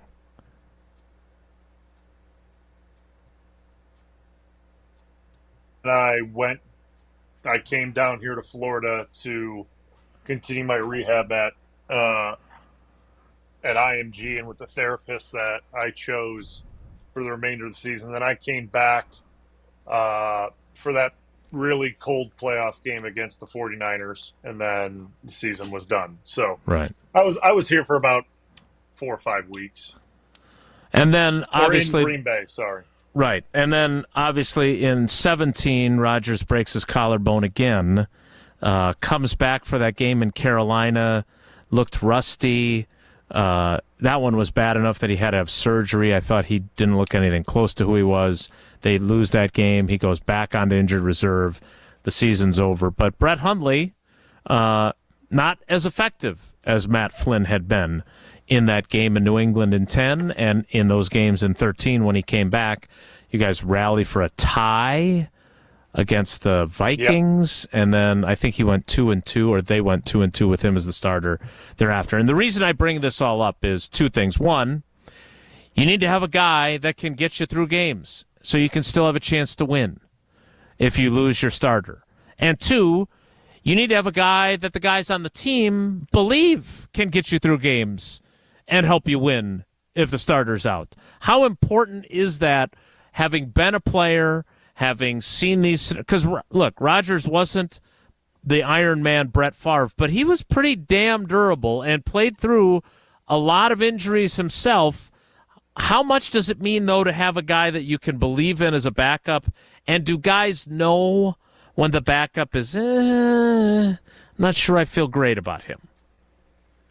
Yeah, I mean, there's obviously a clear difference between Aaron Rodgers and anybody else, right? Like when you have a Hall of Fame quarterback and someone else comes in, everyone knows there's a difference. But I think you said it. The biggest thing is having a guy that the rest of the team believes in and rallies around and thinks, if we all do our individual little part here, he can get us through this and he can actually play well. And Flynn, we'll start with Flynn. Flynn was a guy that could do that. And Matt had been around a long time. He was really close with a bunch of guys on the team. People believed in him. We saw him in practice.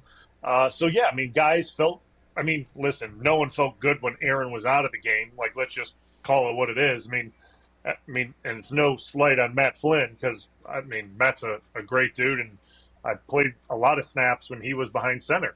But it's different than having Aaron Rodgers in there. Right. It's just what it is.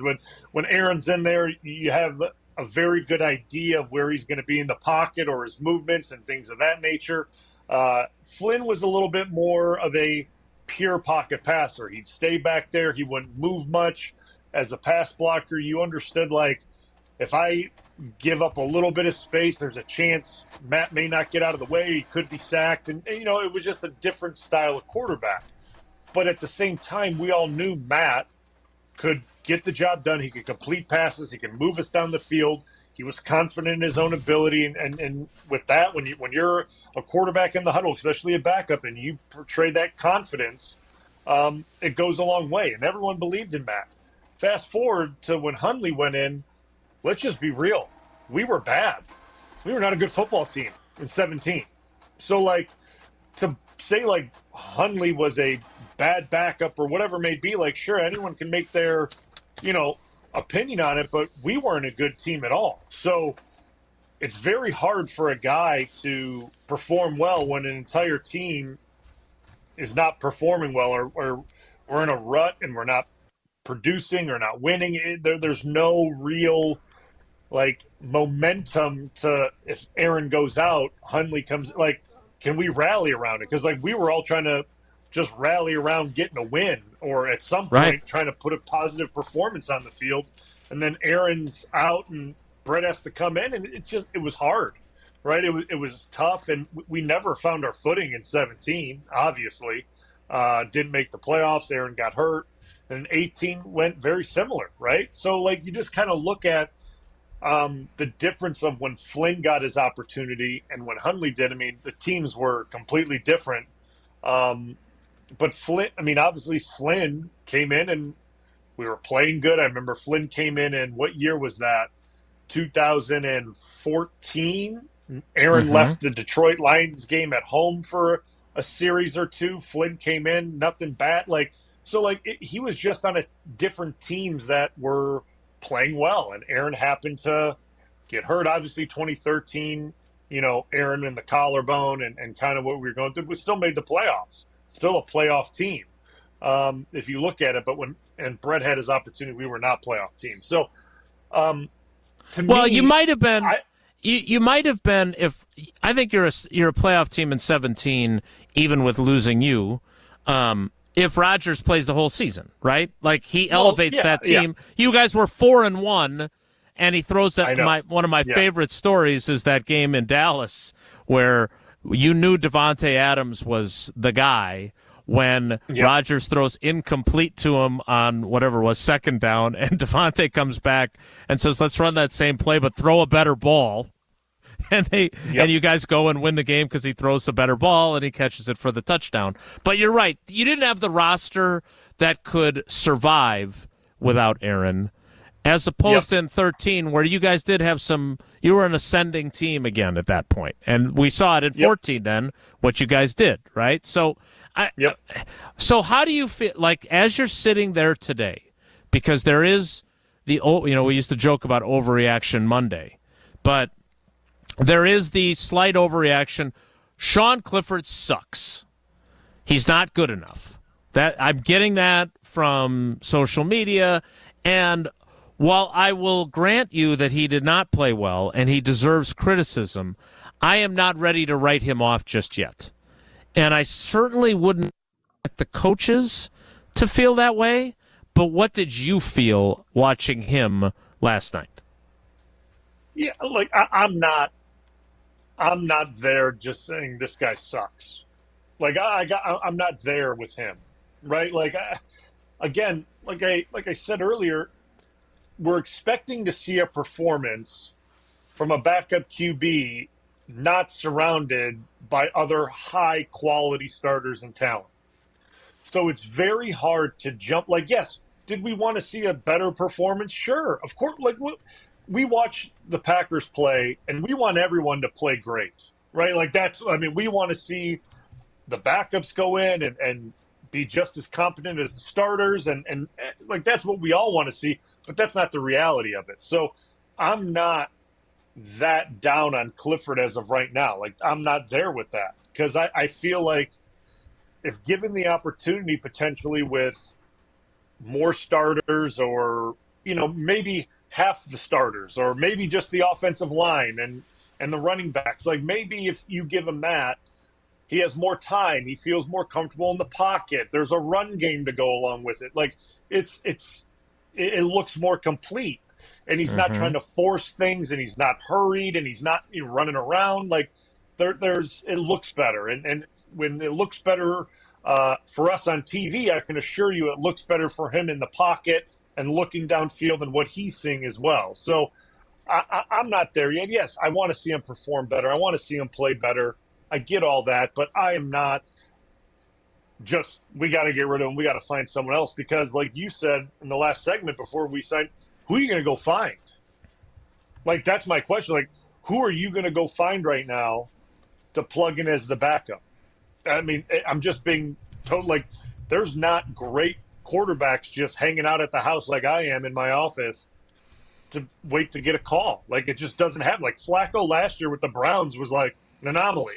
Like, what? Like, you bring in Flacco and now all of a sudden you're a playoff team? Like, it just doesn't happen that way. So I'm not just completely giving up on Clifford. I think given the right opportunities, I think he could get the job done. Am I saying that he's going to go out and win us 10 games? No, I'm not. I'm definitely not saying that. But in a pinch, or if something were to happen, if Jordan Love's shoestring broke, yeah, I'd feel fine with him going in the game for whatever amount of time it took the training staff or the equipment staff to get him a new shoelace to do what he needed to do. And that's the way I look at it. All right, I do have a name for you that I will give you next, and I'll ask you what you think of it, because this guy is kind of doing the same thing you're doing now. Although with the shape you're in now, you'd have to come back as a tight end, not as a left tackle or a right tackle, but we'll get to that coming up. All right, Jesse, are you going to try and do your Tausch imitation to tell us about Coors Light? Is that what you're planning on doing? I'm going to try. You ready for it? All right, let's. I'm going to be quiet. Brian is going to judge whether or not this sounds anything at all like Tausch, a little bit like Tausch, or spot on like Tausch. All right, here we go. All right. Mark Tauscher here for the Blue Mountains of cold, refreshing Coors Light. And I could tell you I needed one last night watching the Pack lose 27-2 out where those Blue Mountains are in Denver, Colorado. Whether you're celebrating your favorite team winning, like a certain baseball team in Milwaukee, or you just need a moment to chill, crack open a Rocky Mountain cold Coors Light. Coors Light brewed with a 3-step cold process, cold lagered, cold filtered, and cold packaged, so it's actually made to chill. The mountains on Coors Light's cold activated bottles and cans turn blue when chilled to perfection, which, besides the refreshing taste, is my favorite thing about drinking Coors Light. Refreshingly cold and only 102 calories, Coors Light is made to chill. Celebrate responsibly. Coors Brewing Company, a Golden, Colorado. Brian, your thoughts?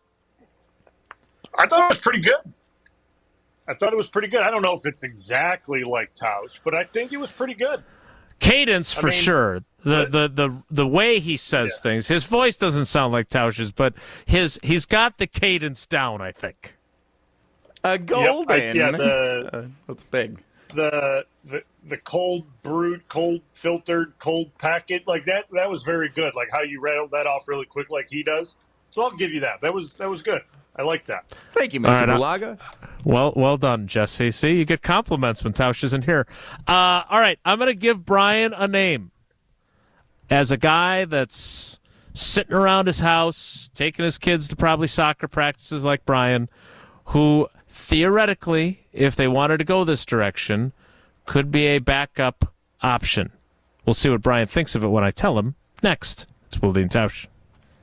This is Wilde and Tausch, driven by Zimbrick Chevrolet in Sun Prairie on 100.5 ESPN. See their full inventory at ZimbrickChevrolet.com. Tito's Handmade Vodka is America's original craft vodka. In 1995, Tito Beveridge built his very own distillery and put his life savings into it. Since then, he's won the unanimous Judge's Choice Double Gold Medal at the World Spirits Competition, the Chairman's Trophy for World's Best Vodka Tonic, and many others. Tito's Handmade Vodka is still made on the same land where he started it, all in Austin, Texas. Distilled from corn and gluten-free. Visit us at Tito'sVodka.com for recipes, videos, and more. Distilled and bottled in Austin, Texas. 40% alcohol by volume, namely 80 proof. Crafted to be savored responsibly. And now for the Pella play-by-play, I'm Jeff Lettering alongside Gina Della from Pella. Thanks, Jeff. How do you say welcome? With a new entry door from Pella. Say it with color. Like baseball bat oak or foul pole yellow? Say it with class. Like following players' unwritten baseball rules. With clarity. Like a no-doubter shot off the scoreboard. And with this great deal, 0% interest for up to 60 months with no money down and equal payments. That's the ball game. A Pella walk-off. Schedule your free in-home consultation at PellaWI.com. Certain restrictions apply. See 31/2024. The host might be irrelevant, but the conversations aren't. Let's not forget this is a second-round pick, A.J. Dillon was. Right? It's not like this was a low draft investment. And he's just never really taken that next step. Mr. Irrelevant with Alex Strofe. While I'm not super out on A.J. Dillon or anything like that, it's just you need to see something. Mr. Irrelevant with Alex Strofe, presented by Door County Distillery. Live on ESPN Madison's YouTube every Monday, Wednesday, and Friday. And available wherever you get your podcasts. For official rules and more information about every contest on 100.5 ESPN, visit ESPNWisconsinContests.com. That's ESPNWisconsinContests.com. You're listening to 100.5 ESPN and the ESPN app. My part-time service in the Army National Guard makes it possible for me to be more for the community I call home. My training helps me at work when I lead by example. My service in the Army National Guard allows me to keep my community and those I care about safe from threats.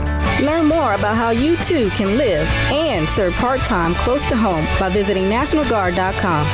Sponsored by the Wisconsin Army National Guard, aired by the Wisconsin Broadcasters Association and this station.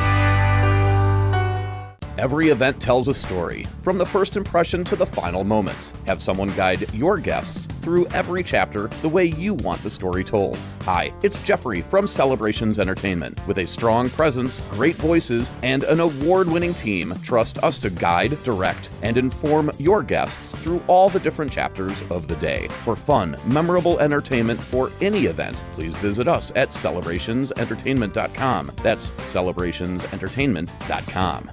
Your Honda gets you everywhere. When it needs service, you need Zimbrick Honda service. Their customer service is second to none, and you can experience it yourself at 2 convenient Madison locations on Fish Hatchery Road and Grand Canyon Drive. Honda certified technicians handle it all. You can even get flexible payment options. Fix your car now and pay later. Apply online to see your options in seconds with no hard credit check. Make your service appointment online at ZimbrickHonda.com. Zimbrick Honda Service Center on Fish Hatchery Road and Grand Canyon Drive. Part of the Madison community since 1973. Shop Zimbrick Honda. For love of the game. There's nothing like being selected to the Olympic team. And love of their country. Championship of that level, gold medal, means more. Tune into Behind the Bucks on the Bucks Plus Audio Network. Inside stories from Buck stars on the agony and triumph of competing to win it all at the Olympics. It's Behind the Bucks, presented by Gallagher, your trusted insurance broker and HR and benefits consultant. Available now on bucks.com/plus, the Bucks app, and streaming wherever you get your podcasts.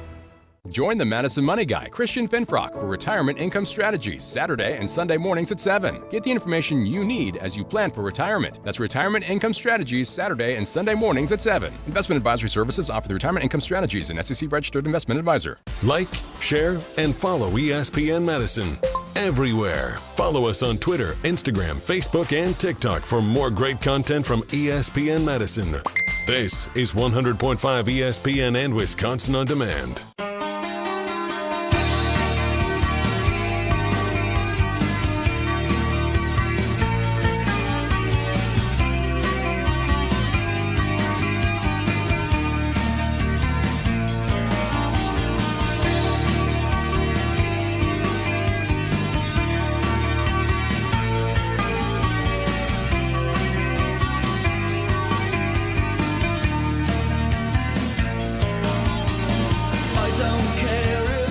All right, we still got a bunch of things we want to get to. We're always excited when Bryan is here as our cousin sub of the day, Bryan Bulaga. I want to get a little more of a discussion about the offensive line, and specifically I know you haven't done your thorough breakdown yet, but I'm wondering if Andre Dillard is at least trending toward, okay, maybe we're okay with him as a swing tackle or not. We got to talk about the kickers, because when you don't do anything offensively, it limits your opportunities to take a look at the kickers. So basically, you got to see Anders Carlson put a kickoff in the end zone, which is a no-no now, and you got to see Greg Joseph miss a 47-yard field goal where I think in a rare instance, it was so far wide right that by the time it finally got past the goalposts, it was out of the TV screen. So that's not ideal. So we need to talk about them. But first, here's the name that I had out there. Now, again, I have no idea if they would do this. I wouldn't think, given what Goody's track record is, that he would be interested in a guy who's 36 years old. But he's sitting at home, maybe even in your neighborhood. I don't know where he lives when he's not playing for the Tennessee Titans. Ryan Tannehill. He's available. And he has a background with LaFleur. See what I'm saying? LaFleur was his OC. Yeah. Yeah, LaFleur was his OC.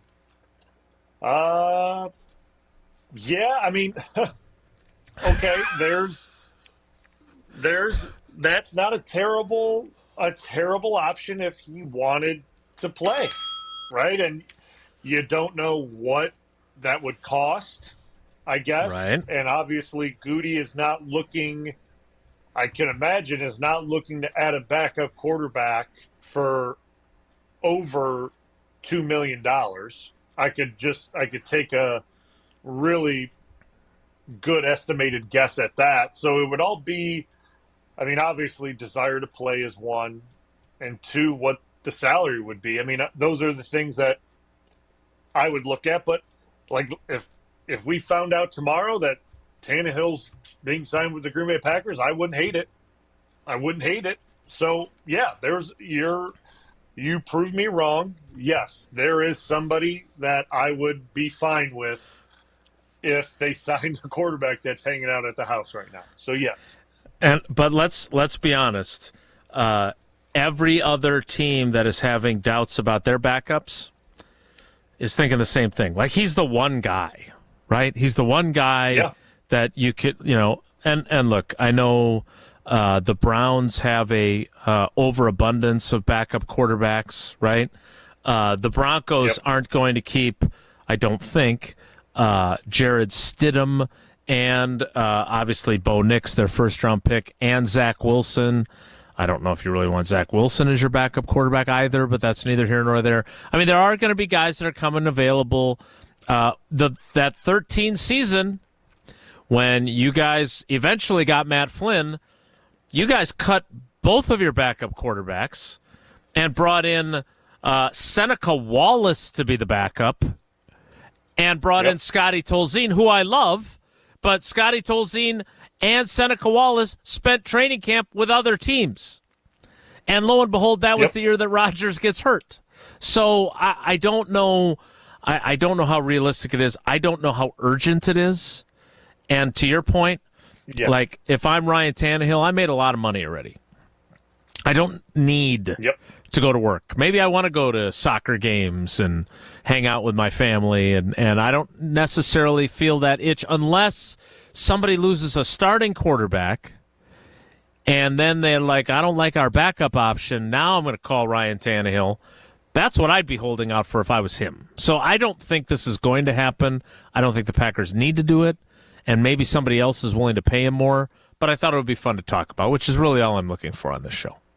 Yeah, and you know what? And you're right. Like, we don't know what's going to happen at cuts, right? We don't know who's going to become available or what's going to happen, and like you said, if Green Bay is in a sense of urgency mode at that position, and if they are, probably more inclined to see who pops up on the waiver wire once cuts start happening would be my guess. And they could go from there. But I don't think that that's a position that Goody, after just doing this deal, is really looking to get back into, with potential, like you said, a veteran that you have to convince with, let's just be real, with money to come out of retirement, or I don't even know if he's in retirement, but to come from home to be your backup. So I would expect either they stay with Clifford, like I've said, or like you said, they wait to see what happens post-cut, after this last preseason game, to see if that's a route that they want to take.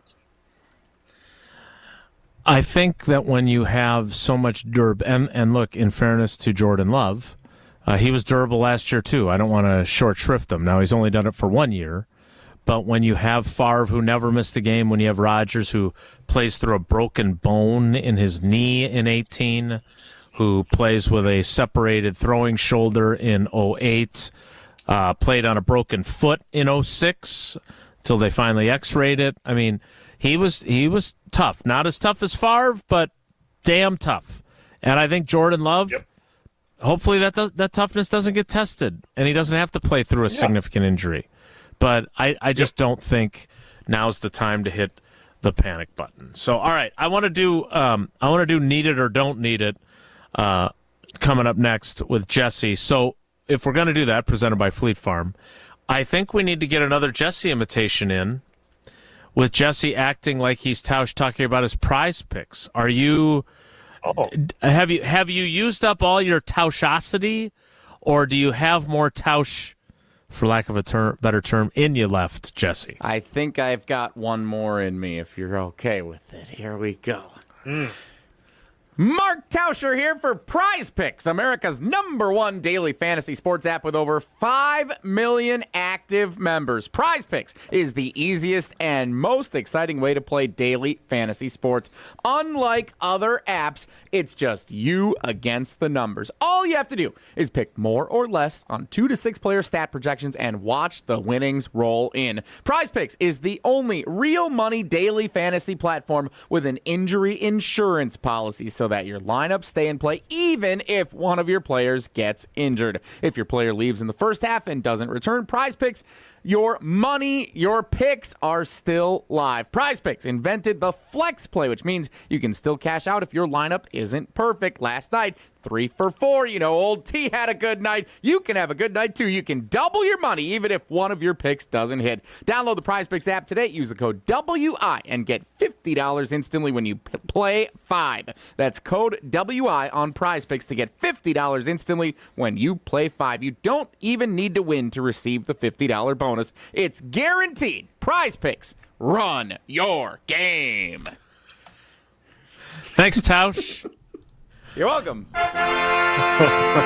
Need it or don't need it, presented by Fleet Farm, is next. It's Wilde and Tausch. This is Wilde and Tausch, brought to you by Grassland Butter. Grassland Dairy is Wisconsin. Learn more at grasslandbutter.com.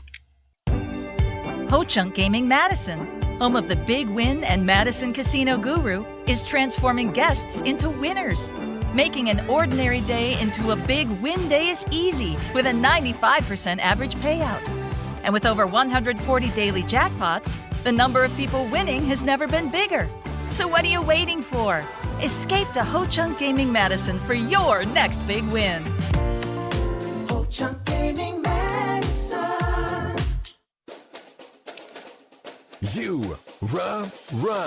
Pella Windows and Doors of Wisconsin present your Badger Minute. Varsity on Wisconsin On Demand is home to all the latest and best Badgers content on ESPN Wisconsin. Subscribe on Apple, Spotify, Wisconsin On Demand, and wherever you get your podcasts. With your Badger Minute, I'm Riley Yauk. The Don, Barry Alvarez, appeared on the Great Dane Huddle Thursday night and is very impressed by what he's seen from the Badgers' offensive line in practice thus far. A year ago, we talked, and I told you I went to practice a couple of times. There was a breakdown every snap in the offensive line. You can't run an offense if that happens. I didn't see that when I watched practice this week. I saw the line is secure. They covered people up. They ran the ball well. They were throwing it around. I think it looks like a very efficient offense.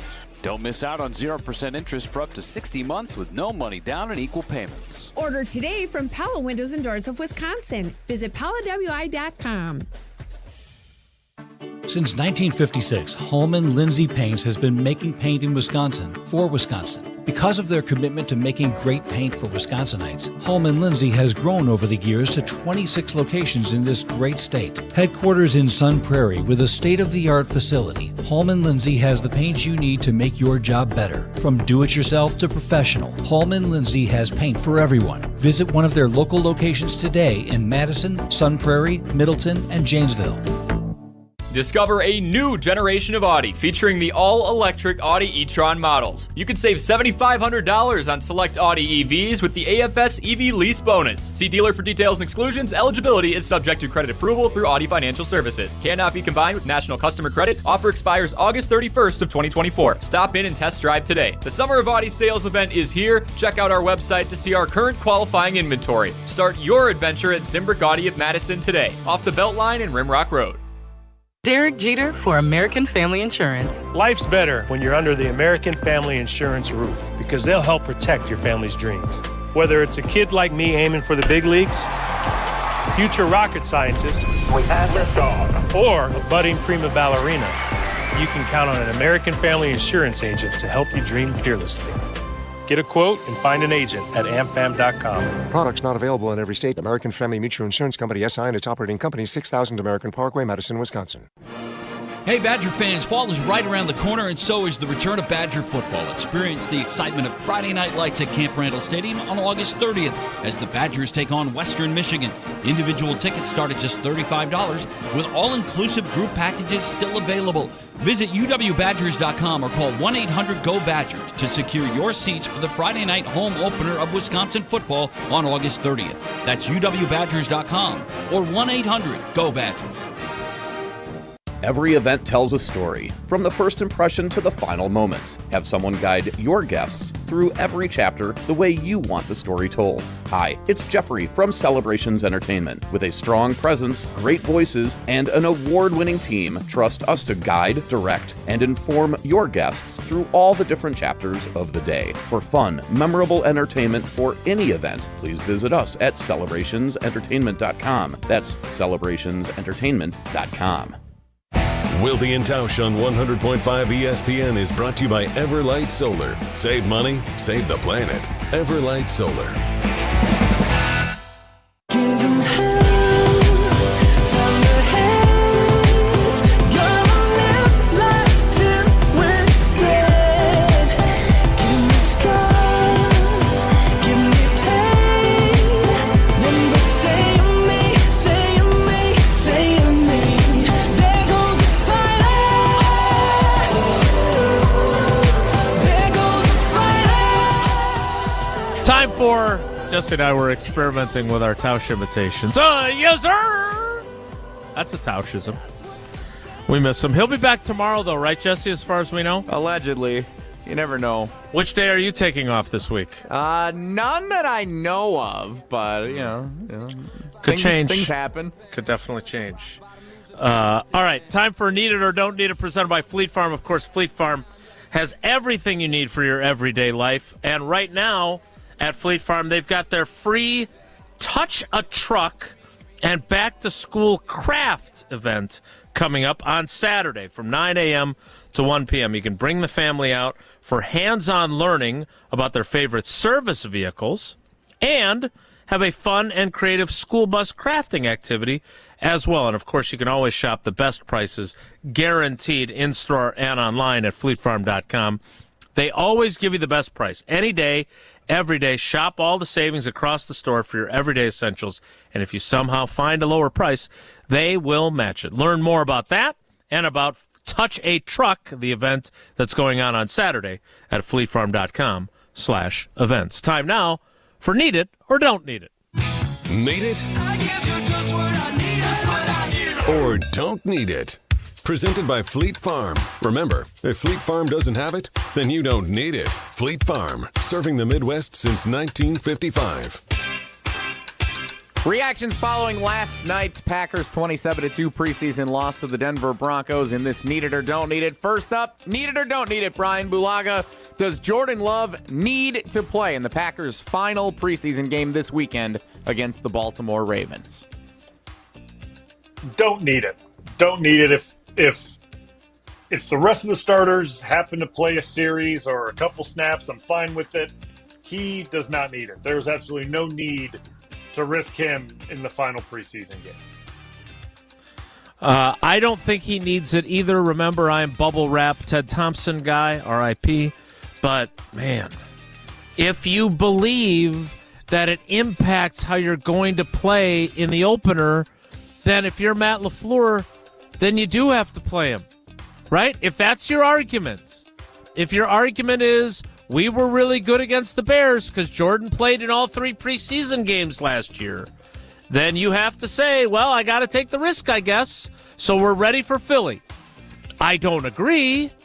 I don't think that there's a direct link between getting your butts kicked in Jacksonville and play against the Saints and Aaron Rodgers and company not starting in the preseason and beating the Bears the way you did in last year's opener. I don't believe that. But Matt LaFleur has said publicly that he does believe there's a connection. If that's what you believe, then those guys have to play on Saturday. We'll see if he actually does it. Next up, need it or don't need it. Jason, you first on this one. Ooh, I never get to go first. Does A.J. Dillon still need to prove he belongs on the Packers' 53-man roster in the next week? I don't know if I like going first, quite frankly. I thought it was really interesting that A.J. Dillon didn't play. Because that, to me, because I thought it for sure he was going to play, right? Like, I thought for sure they were going to want to see him, and maybe he even, if you feel good about him, maybe he gives you a little bit of a bump for that number 1-ish offense that has no starters on it. So when he was among the guys that were ruled out right away, boy, oh boy, does that mean that they feel maybe they view him as the number 2 and there's no question in their mind? Which then leads me to the next question, which is you obviously have to keep Marshawn Lloyd because he's a 3rd-round pick. So unless you're going to keep him on the roster for the first day and then IR him with this hamstring, you're not going to keep 4 running backs on the 53 when you're keeping 16 wide receivers or whatever you're doing. So Brian, I was surprised, and I am going to read that as we know what A.J. Dillon is, and we believe he's going to be our number 2 running back. Am I wrong to read it that way? Nope. I read it the exact same way. When I saw his name on that inactive list, I was like, well, kind of like the Sean Ryan thing where he's playing. They're pretty much telling us what they're doing. This is, to me, the exact same thing. Because I thought, like you, he was going to get reps and at least maybe a series, right? At least something. Right. And when I saw he was out, they pretty much told everyone he's our number 2. And we're seeing the battle for who's going to be our true number 3. And that's the way I read that. Next up, need it or... Oh, go ahead, Brian. I was going to say, so technically I got to answer the question. Don't need it because the decision's been made. Sorry, I'm not used to everybody actually answering the questions I ask around here, so that was a nice change of pace to come back to it. This is my first time playing this game, so I got to answer. I appreciate it. Oh, it's next time he'll snub it just like Tausch does. Truly the spirit of the game. I'm flattered. Next up, need it or don't need it. Bryan Bulaga, back to you. Do the Packers still need to consider bringing in another outside kicker to compete for the starting job? Don't need it. At this point, I don't know what bringing in another kicker's going to do.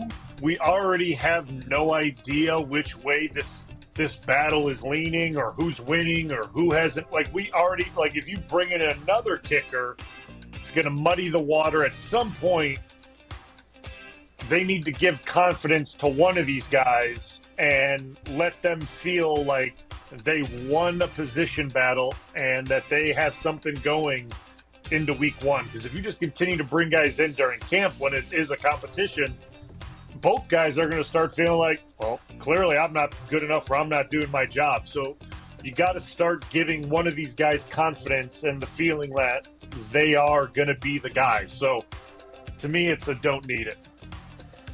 I think it's a need it, but they're not going to be able to bring anybody in, so it's not going to do it. Because here's the deal. So they brought in this kid who was the best kicker in the UFL this spring, Jake Bates, for a tryout. They did not sign him. He tried out for the Lions. The Lions signed him. Then their incumbent kicker got hurt.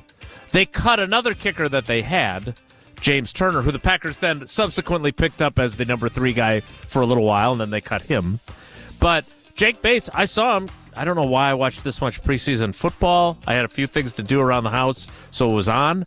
But I saw Jake Bates kick a game-winning field goal in Kansas City.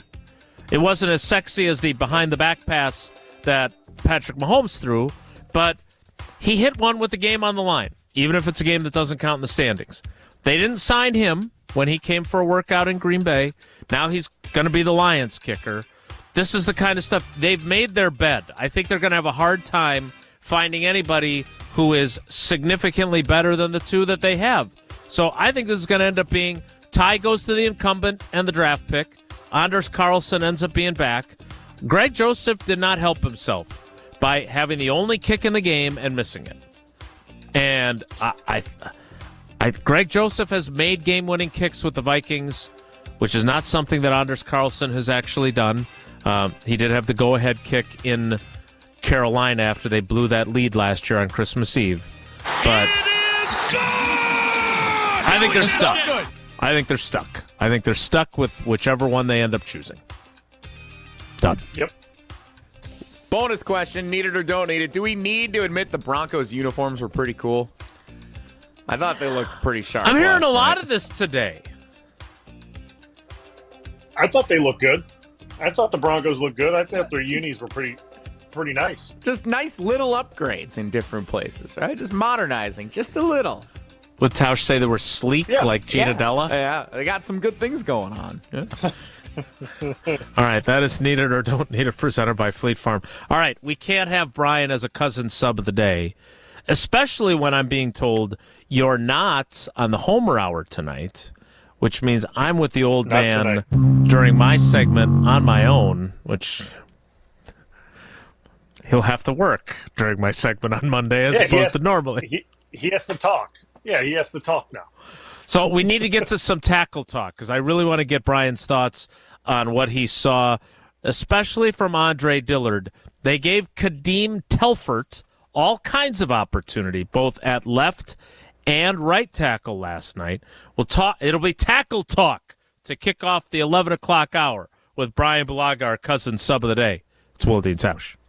Don't go anywhere. Another hour of Wilde and Tausch, presented by Pella Windows and Doors of Wisconsin, is coming up next on ESPN Wisconsin, the ESPN app, and Wisconsin On Demand. Since 1956, Holman Lindsay Paints has been making paint in Wisconsin for Wisconsin. Because of their commitment to making great paint for Wisconsinites, Holman Lindsay has grown over the years to 26 locations in this great state. Headquarters in Sun Prairie with a state-of-the-art facility, Holman Lindsay has the paint you need to make your job better. From do-it-yourself to professional, Holman Lindsay has paint for everyone. Visit one of their local locations today in Madison, Sun Prairie, Middleton, and Janesville. Hi, this is former Badger Pro Football Hall of Famer Joe Thomas. You're listening to 100.5 ESPN WTLX Monona, Madison. Good Karma Brands radio station. Broadcasting live from the Everlight Solar Studio, this is your Metro Kia of Madison Sports Center. Good morning, Madison and streamers everywhere. I'm Jesse Nelson, Sports Center, brought to you by Wisconsin Badgers Volleyball on 100.5 ESPN. It debuts tomorrow night, preseason match. Wisconsin hosts Bradley at the UW Fieldhouse. Coverage starts at 6 o'clock right here on 100.5 ESPN and Wisconsin On Demand. The Green Bay Packers, 27-2. They fall last night at the hands of the Denver Broncos in preseason game number 2.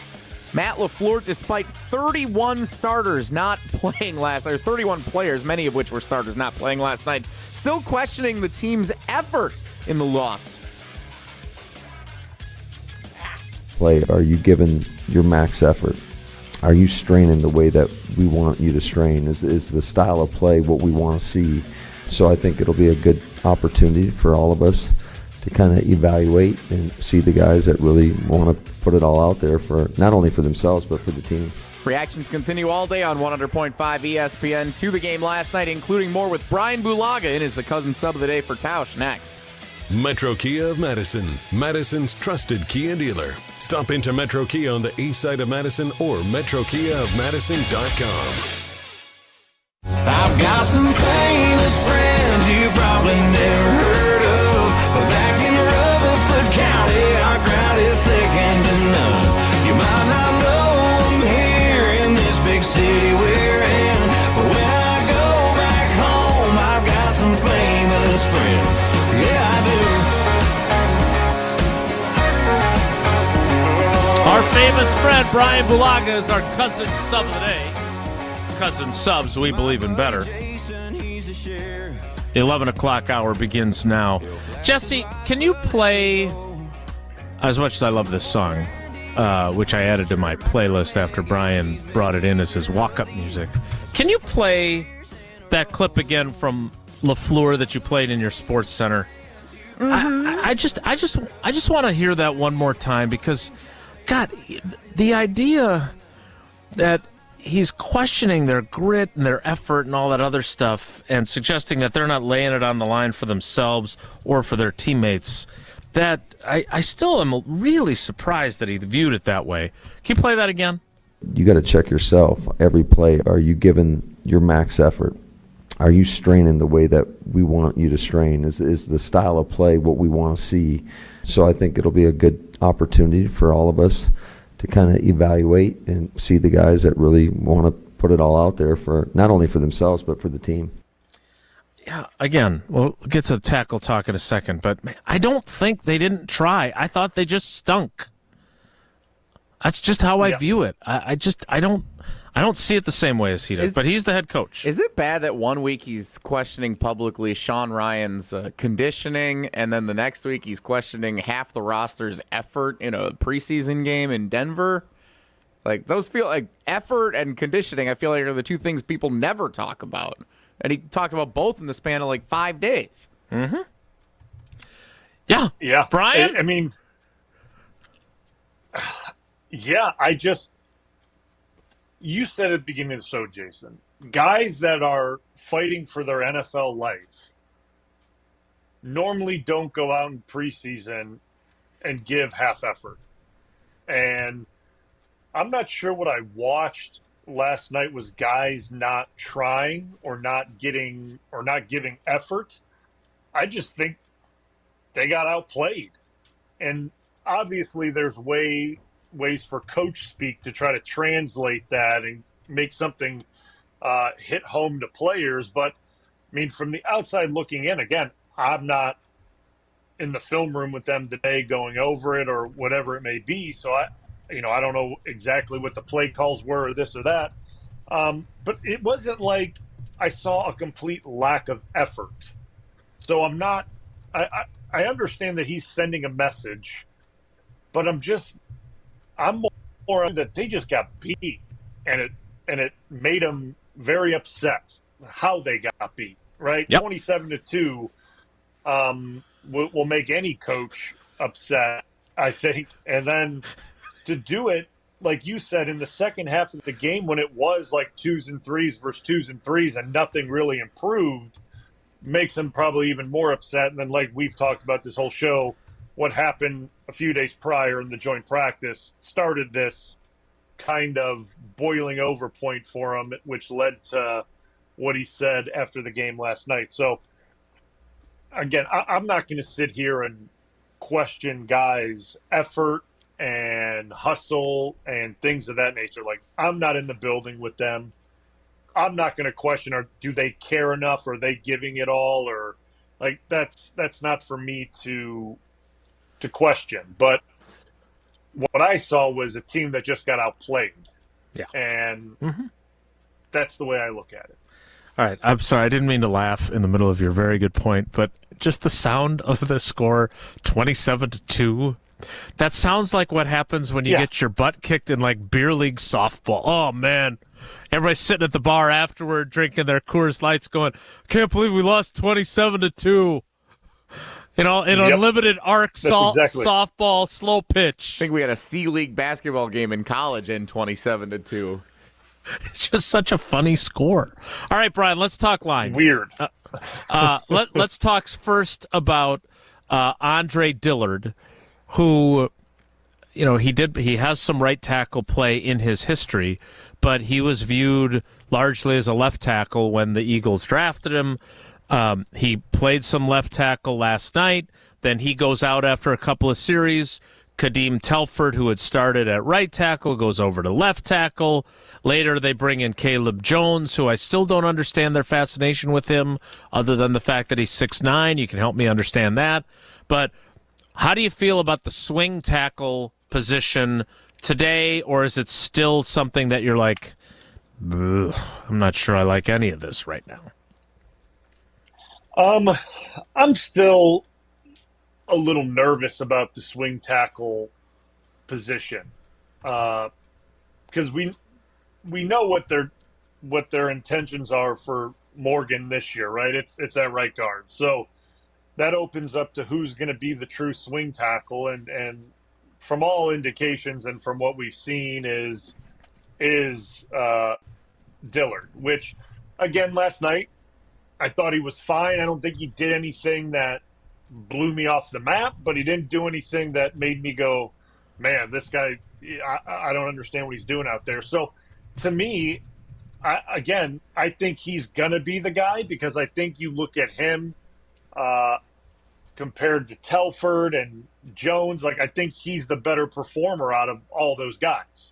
Mm-hmm. So I think that's probably what we're going to see is him be that swing tackle, and then Sean Ryan be the swing guard and center that rotates in and out of there. And I think that's where you get your 7 guys, and potentially they have an 8th that they bring, maybe Monk. I don't know who it's going to be, but he'll be the guy that's probably not active on game day.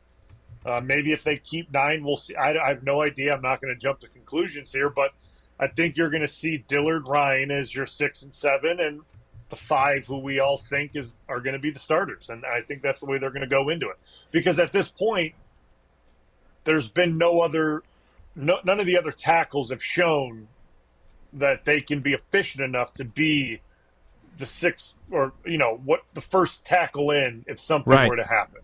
And that's kind of where I'm deciding on it. Now, things change throughout a season. Right? Guys improve, they get better. Like, things can happen, but at this point right now, it's most likely Dillard. And that's my opinion just from watching the first few preseason games. So, all right, I would venture to say there is no radio show in America that talks more offensive line than this one, because we have an offensive lineman when he comes to work who is the, air quotes, full-time host of the show with me. And then we have Brian on once a week, and he cousin subs. So I get it. These guys played the position. They know that it's not the sexiest position on the football field, despite them both being handsome guys in and of themselves. Now, that all said, we have spent a lot of time on the swing tackle topic, in part because, as I have used as an example, that 2014 season when you missed one game against the Jets in week 2, and you were the only starter to miss a start that entire year, and was just one game, more likely the stuff that happens is what's happened in the last 4 or 5 years, which is 8 different starting lineup combinations and that kind of, right? It's a dangerous job you guys do. And so I understand, well, hey, we feel good about our starting 5, right? You got your first-round pick plugged in as a right guard, even though he's never played right guard in his life before this camp. But, hey, you feel good about the top 5. The problem is they're not all going to get through unscathed. They're just not. The odds are very, very, very much against that. So that's why we spend so much time on it. That said, I want to talk a little bit more about Sean Ryan, who is not going to be a starter, it would appear. But we talked about this last week, him getting called out for his conditioning. I have again, he wears number 75, so maybe you've got a little bit of a bias. I don't know. But I've got a lot of respect for a guy that doesn't pout and moan and complain that the coach was mean to me and he called me fat publicly, which is basically what he did. He said, hey, if he thinks that I'm not in good enough condition, I didn't know I wasn't in good enough condition for them, but if that's what they think, then I got to work harder. So he's out there running gassers, and I got to eat better. I mean, to his credit, he said, the coach thinks I'm out of shape, so I better get my shape together, so to speak. Does that at least give you an encouraging feeling about him? Because when you hear what happened with LaFleur, you have to admit, you start to think, well, what the hell's wrong with the guy wearing my number? That he's not in shape, right? Oh, yeah. Well, it certainly makes me think about what's happening behind the closed door. Like, what's he doing? What's happening, right? Like we said last week, coaches normally don't do that, right? Like, that's not something that happens all the time. Not even just, like, in training camp, but, like, you look back how many years, like, I don't remember seeing coaches call guys out for that often. So it's got Eddie Lacy. Eddie Lacy is the only example for me. Exactly. So it's just it took me off guard. But then like I said, to that point, like I've seen him playing these preseason. He's taking a lot of snaps. It's not like he's taking a single series. He's taking a lot of snaps, and it looks like he's in shape. It doesn't look like he's exhausted. It looks like he's in condition, and he's actually performing. Like, if I could go back and watch them all again. I think he's probably the best performer out of all the groups out of the guys that are in there when he's in the game with those combinations of groups. So, like, I feel good about where he's at. And if he is the sixth guy, right, that covers for the guards and for the center, I feel good about it. Like, I think he, not only what he's put on tape from last year, but what he's put on tape playing center now, which we didn't see last year, and it wasn't something that I don't even remember even being talked about, that he was taking center snaps, but now he is taking center snaps, shows that he is, putting his head down and working. Like, learning a new position, especially the center position, isn't an easy thing. It's a tough gig. That's why I always appreciate guys like Corey and Scott. Like, it's a tough job. And when you're just asked to do it on a whim, like he's been in training camp this year, and excel at it because my job's on the line if I don't do this. Like, I've obviously have been ousted from my right guard position, which everyone, probably including himself, thought that he had the fast track to. Now I got to prove that I can do another position and be valuable in more than one spot. That takes a lot. And then to have the coach, say what he did about you. I mean, there was a lot of, I want to say negativity, but there was a lot of spotlight on that press conference that LaFleur said that about him. So, yeah, I mean, to see him work his way through this and continue to perform and work his way through it, yeah, I feel good about him being our rotational guy inside. And like you said, for guys to go for a whole group to go scot-free through a season and not miss a snap is rare. It is very rare because, listen, a guy can have 100% health his entire career, be completely fine. He's never injured. He's never on the injury report. He's available for every game.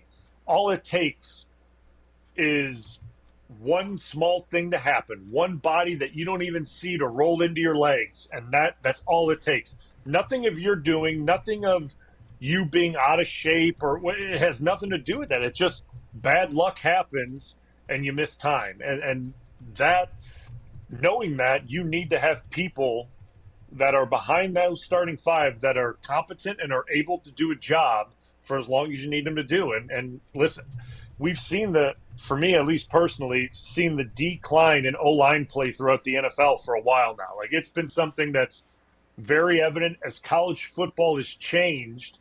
The guys aren't as pro-ready coming out as what they used to be. Like, you don't get Joe Thomases anymore. Like that, right away that they're able to go or the Trent Williams, or like that just doesn't happen as often anymore. There's normally there's a break-in period, and guys have to adjust and change their game and figure out what they need to do to fit in to be a starter day one.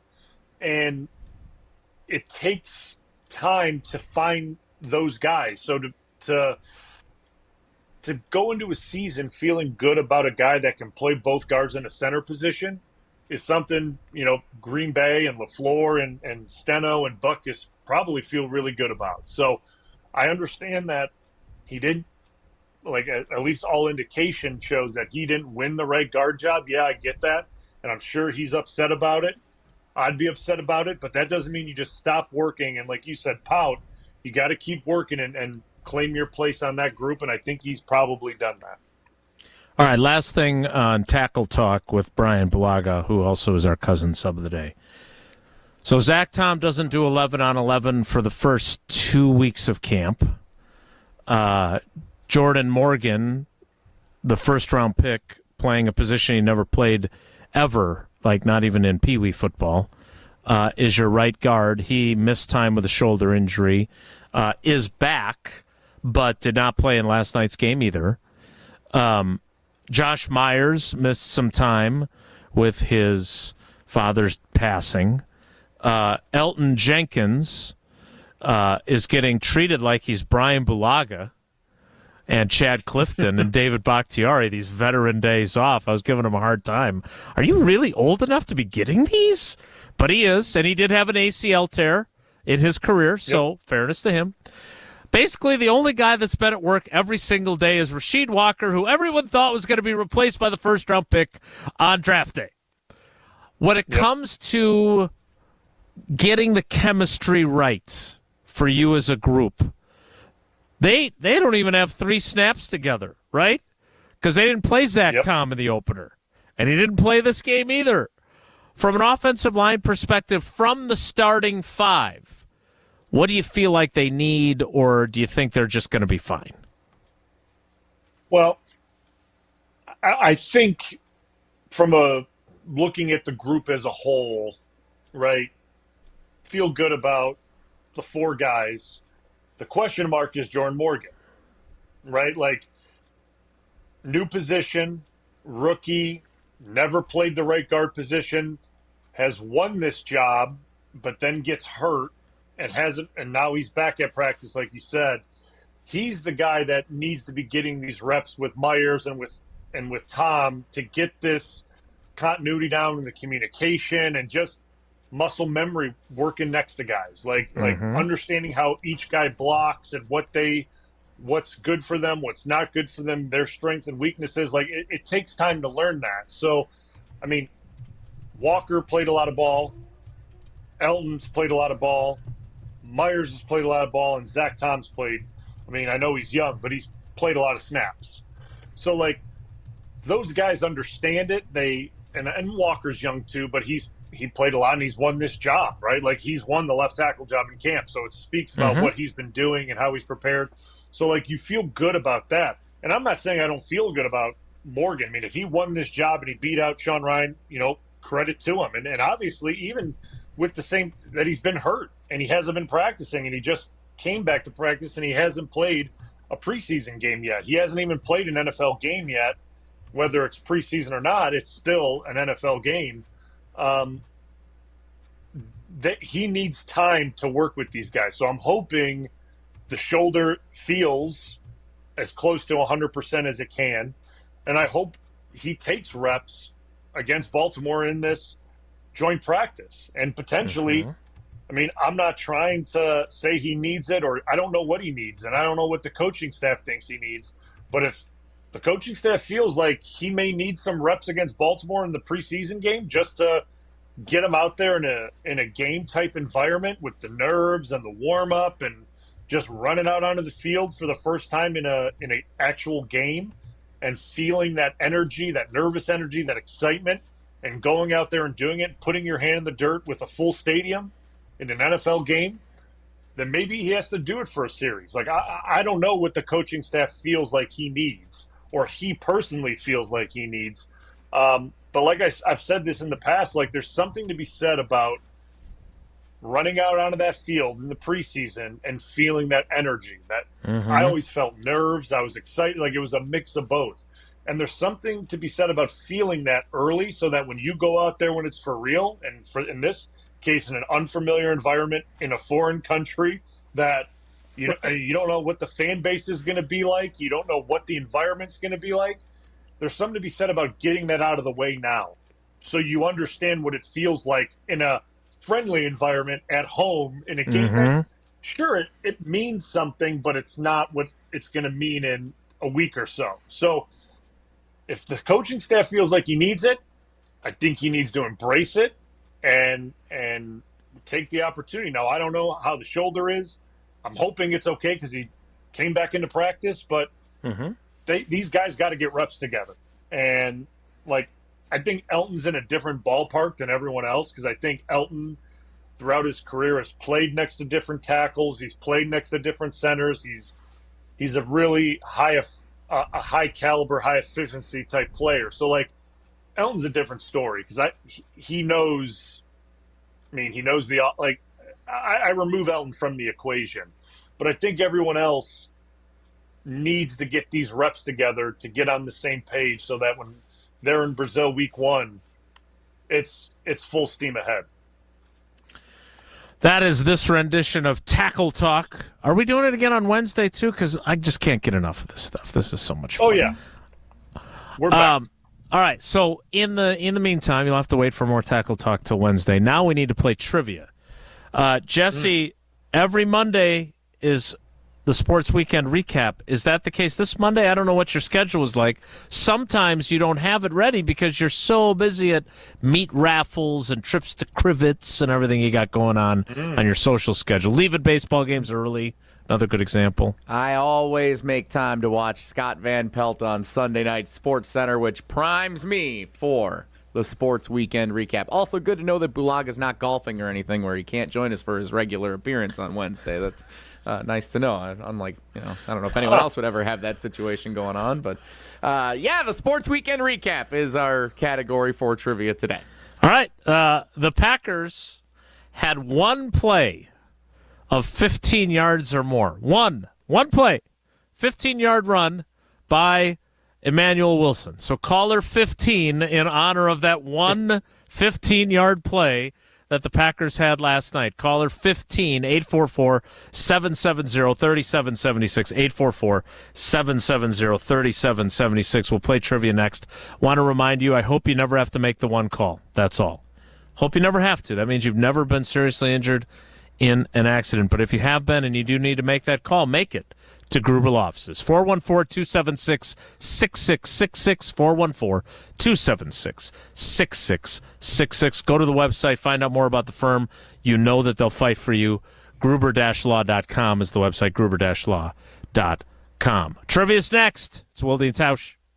This is Wilde and Tausch, presented by Pella Windows and Doors of Wisconsin. Call Gina Della from Pella today, 855-PELLA-WI, and online at PellaWI.com/radio. When you're in the right place at the right time, things get done. The important things, like knowing what you need and how it all works. Talking truck. Fixing it right the first time. At Zimbrick Chevrolet, our people get it done right and now. That's how you know you're in the right place at the right time. And you'll never overpay at Zimbrick Chevrolet. Mark Tauscher here to tell you a little bit more about Everlight Solar. We all know that electricity costs are on the rise. That's why you need to talk to my friends over at Everlight Solar. Their local team here in Madison is here to keep it simple. From your no-cost consultation to solar panel installation, the team at Everlight Solar will be with you every step of the way. Not only will they help you save money, but by switching to solar, you're also helping save the planet. Everlight Solar, a proud partner of Wisconsin Athletics. Check them out at everlightsolar.com. Mark Tauscher here for Chalmers Jewelers. I've been a big fan of Scott, Garrett, and the whole team at Chalmers Jewelers for years now. I go there, my friends go there, and most importantly, my wife loves it whenever I get her something from Chalmers Jewelers. It's my go-to spot for birthdays, anniversaries, and any special occasion. For quality jewelry and a great experience, choose Chalmers Jewelers, the place to go for that perfect gift. Stop at Chalmers Jewelers in Middleton and Madison. Chalmers Jewelers in Middleton And Madison. This update is sponsored by UW Credit Union. For every stage of life, UW Credit Union is here for every you. Delta Dental is proud to sponsor Family Sundays at Halfer Field. Play catch on the field on Sundays from 10:30 a.m. to 1 p.m. prior to Brewers' regular season home games. Admission is free. Join UW Credit Union at uwcu.org. Insured by NCUA. Join the Madison Money Guy, Christian Finfrock, for Retirement Income Strategies, Saturday and Sunday mornings at 7. Get the information you need as you plan for retirement. That's Retirement Income Strategies, Saturday and Sunday mornings at 7. Investment advisory services offered through Retirement Income Strategies, an SEC-registered investment advisor. Looking for the perfect outdoor dining spot? The Great Dane Pub and Brewing Company has you covered. With their large patios and beer gardens, there's no better place to enjoy a perfect warm weather beer like the Crop Circle Wheat. Hungry? Enjoy appetizers and your favorite Dane dishes while soaking up the outdoors. With 4 Madison area locations, downtown, Hilldale, Fitchburg, or East Madison, the Great Dane is always just around the corner. Visit GreatDanePub.com for more information. Great Dane Pub and Brewing Company, Madison's original brew pub since 1994. You can't miss a moment with Greeny. The CeeDee Lamb of it all. He's going to get hurt. He will show up the week before the first game. Oh, you know what? We're going to have him on the field. Boom, it's a hamstring. I saw it with Darrelle Revis. I'll never forget it. He's chasing Randy Moss. Next thing you know, he's grabbing his hamstring. His whole season was defined by that injury. It's 3 weeks. Now he's coming back. Oh, now he's aggravated it. Now he's coming back. This is what happens when skill position players miss this much camp. Greeny, weekdays noon to 2 on 100.5 ESPN.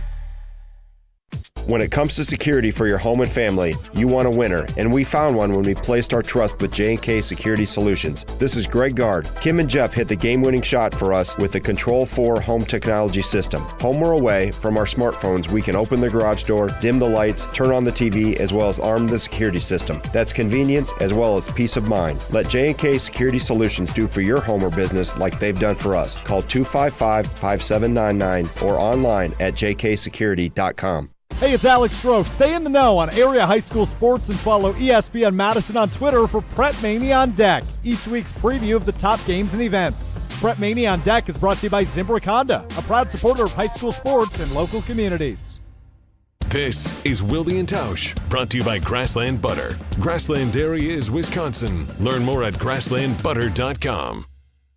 What's up, Madison? It's head coach Kelly Sheffield. Wisconsin proved they were the number 1 team in the country tonight. You're listening to Madison's new home for Wisconsin Badger volleyball, 100.5 ESPN and Wisconsin On Demand. I'm not afraid of getting older. I want to stay from dying young. I see the light and go past my shoulder. I want to stay from dying young, and I'm not afraid of getting older. I want to stay. Time for trivia. Let's welcome in our contestant. Now, Jesse, when you send us the contestant, I know you want to make sure you spell their name right? Because you need that information in case they win. Yeah.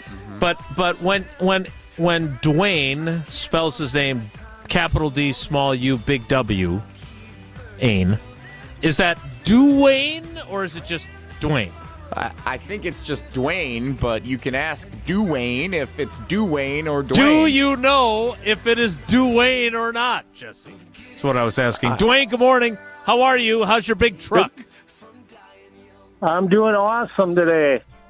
Awesome weekend. I don't need to over enunciate the do in Dwayne. Is that correct? No, you do not. I do but not. Now I know the Nicely right way done. to spell Dwayne. Indeed. Yes, there may be some other. I think we have other contestants also named Dwayne over the years who spell it wrong, according to you. All right, let's play. It is the Sports Weekend Recap. Question number 1, Dwayne. I like the name Dwayne. What'd you say? I like the name Dwayne.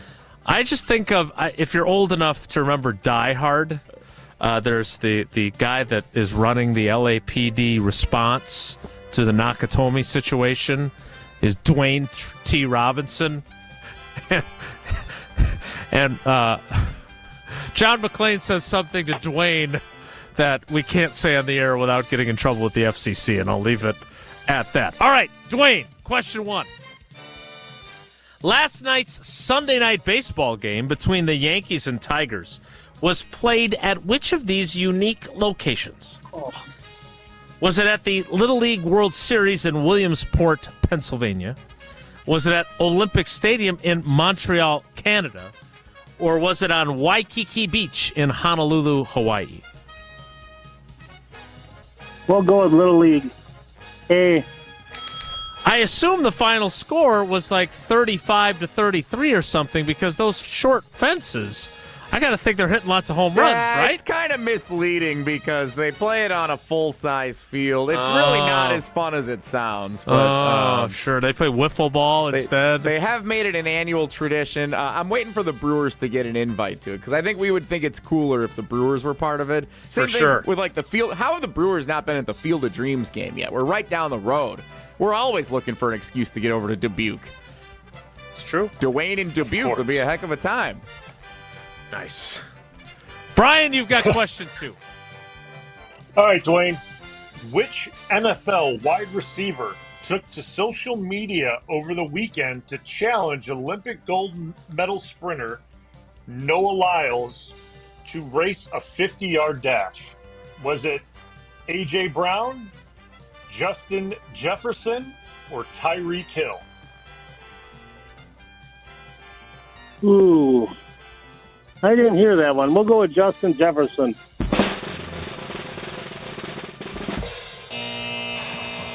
Oh. Tyreek Hill, the cheetah. The cheetah. He might have to be a cheetah if he's going to win, though. I know he's fast. But we'll see. I don't know if he's that fast. All right, Dwayne, let's bounce back. Question 3. Entering play today, which of these teams has the best record in the 2024 Major League Baseball season? Best record in baseball. Does it belong to the Baltimore Orioles, the Philadelphia Phillies, or the Los Angeles Dodgers?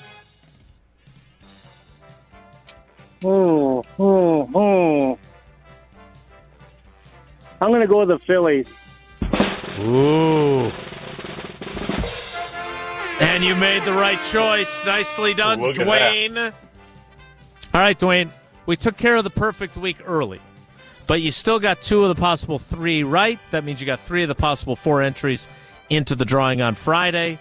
We appreciate you playing, and we appreciate your loyalty to the show, buddy. Thanks. Yep, love you guys. Love the show. And Anna, love you guys. Tausch will be happy to hear that when he returns. He sure would. All right, we will get to Whoa Nelly, and we will do that next. It's Wilde and Tausch.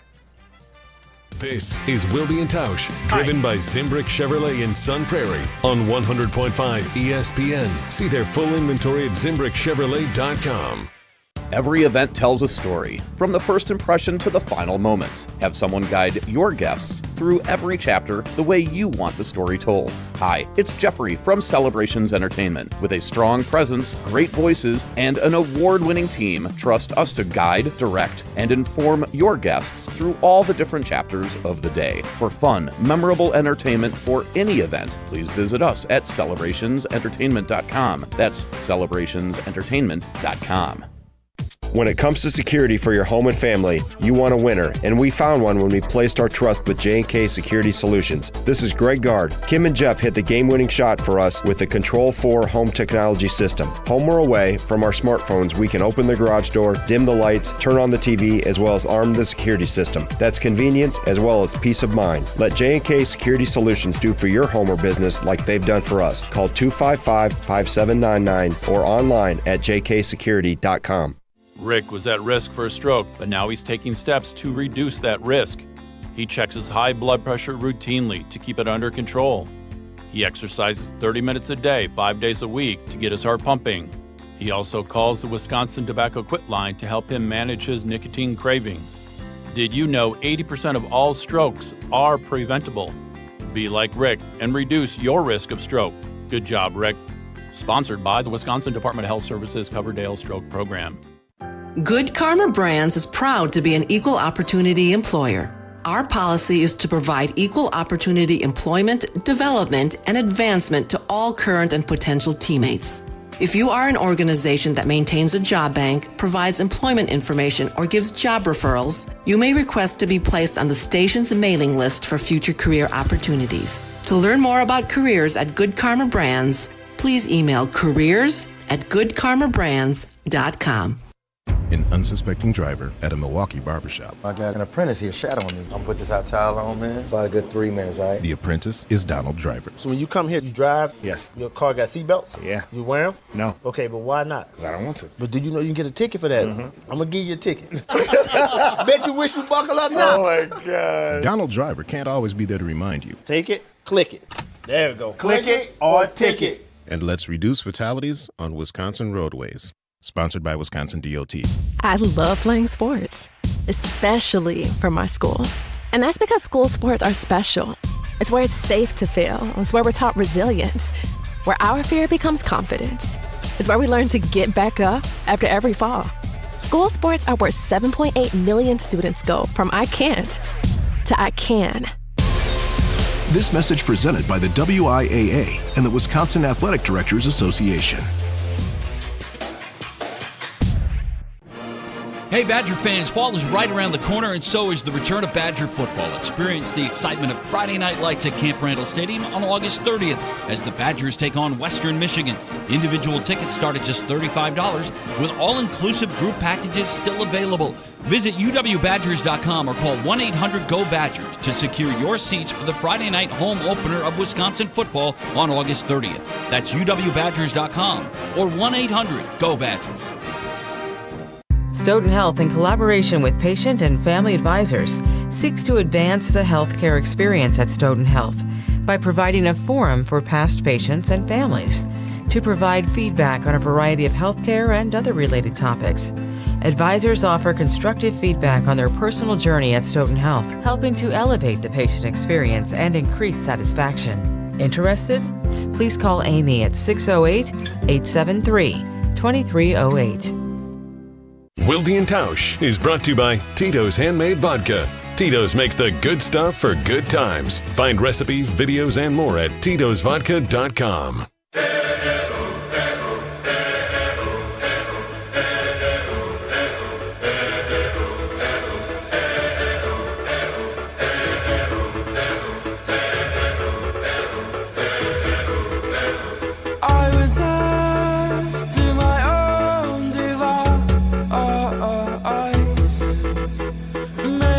Without further ado, time for Whoa No. If the topic is good, the guys discuss. Just the other morning I had breakfast at Tracy Rocker's house. His mama brought out 15 flapjacks. He said, Mama, take back 5 of them flapjacks. I gotta stay hungry for the Crimson Tide. But if it's not, the show must go on. It's time for Whoa, Nelly! On Wilde and Tausch. So there are some random Twitter accounts that keep popping up on my feed now, thanks to Elon's new algorithms that I just keep seeing, and it's interesting information. So clearly, Twitter knows me better than me.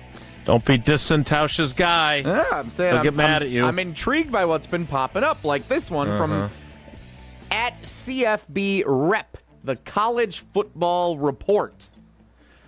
That sounds made up. Maybe, but here is a list. Most wins in the college football playoff era with no playoff appearances of Power 5 programs.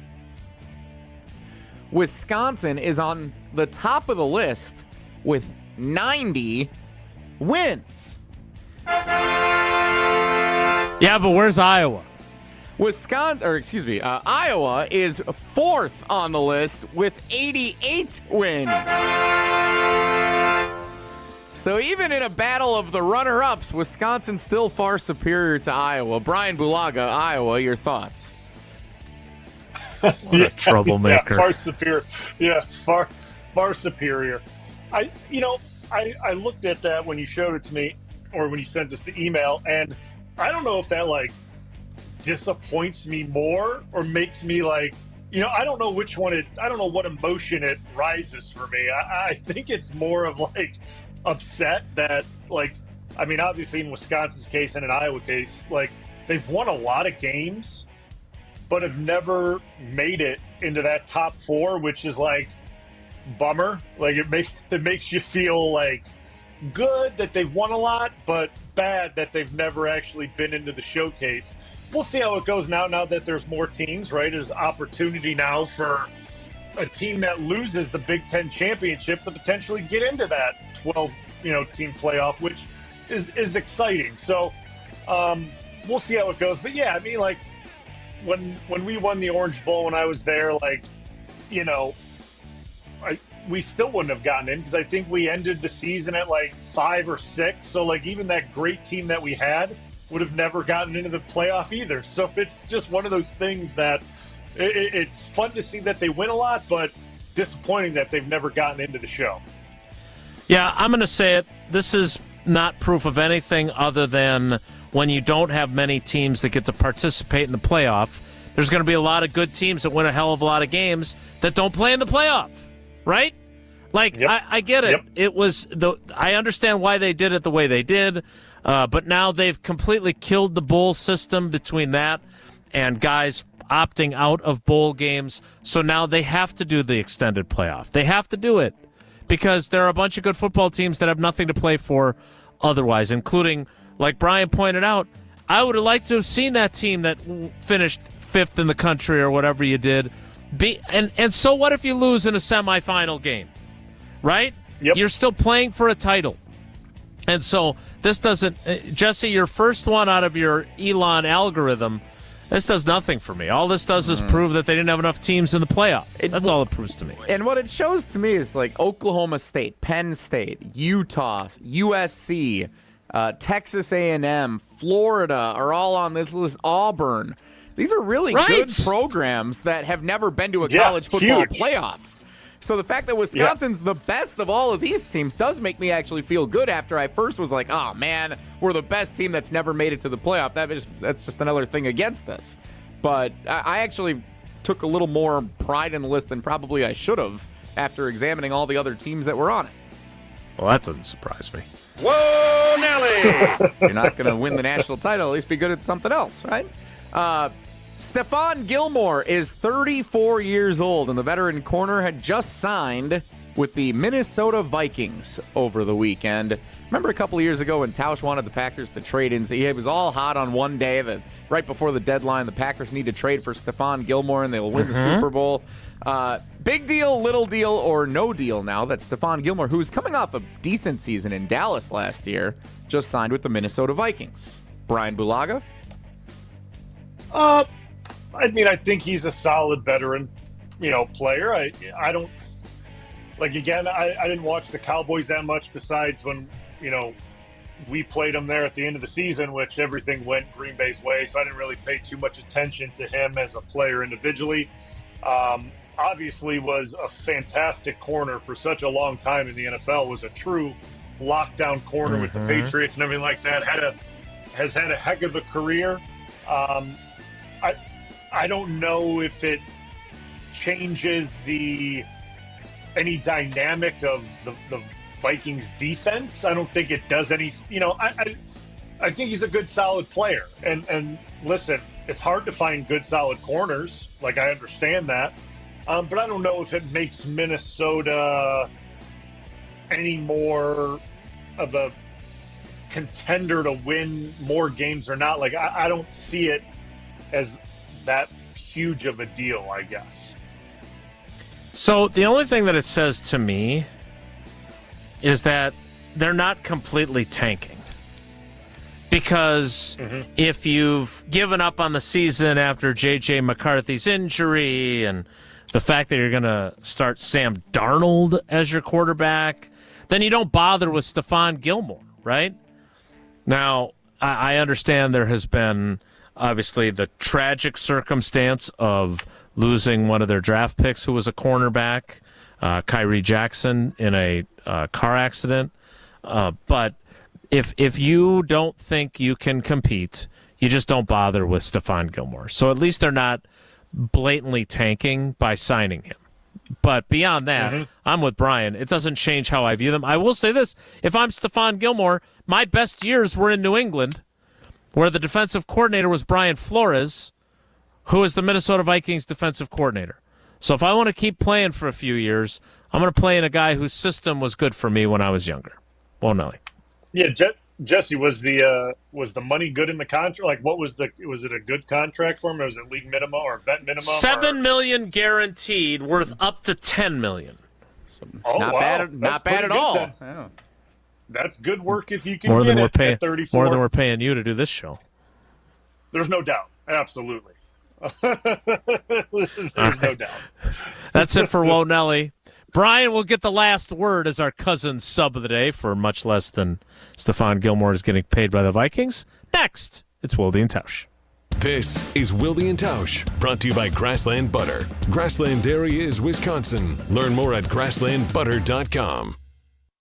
Step into nostalgia with the Miller High Life Dive Bar of the Week. Listen to Jim, Matt, and Molly every Thursday to find out where you can enjoy $2 Miller High Lifes. To celebrate our love for dive bars, we are going to tell you about some of our favorites, featuring one extra special dive bar that will have $2 High Lifes on special for the week. Taste the champagne of beer in its natural environment. A delightfully different dive bar in Wisconsin, like Vin's Missouri Tavern, Riley Tavern, Baldwin Street Grill, and the Nitty Gritty in Middleton.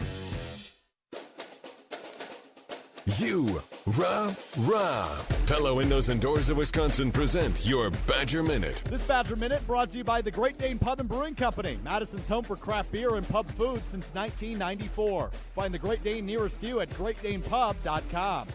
With your Badger Minute, I'm Riley Yauk. The Don, Barry Alvarez, appeared on the Great Dane Huddle Thursday night and is very impressed by what he's seen from the Badgers' offensive line in practice thus far. A year ago, we talked, and I told you I went to practice a couple of times. There was a breakdown every snap in the offensive line. You can't run an offense if that happens. I didn't see that when I watched practice this week. I saw the line is secure. You know, they covered people up. They ran the ball well. They were throwing it around. I think it looks like a very efficient offense.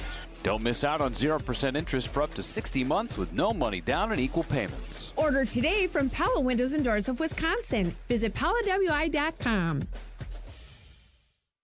LabCorp Clinical Trials is changing to a new name, Fortrea. While the name may be different, Fortrea combines decades of great experience and professionalism with new opportunities for clinical trial participation. It's more than a mission and more than a new name. Fortrea is dedicated to moving healthcare forward. To learn more about the future of healthcare and upcoming clinical trials, visit us at FortreaClinicalTrials.com. That's FORTREA clinicaltrials.com.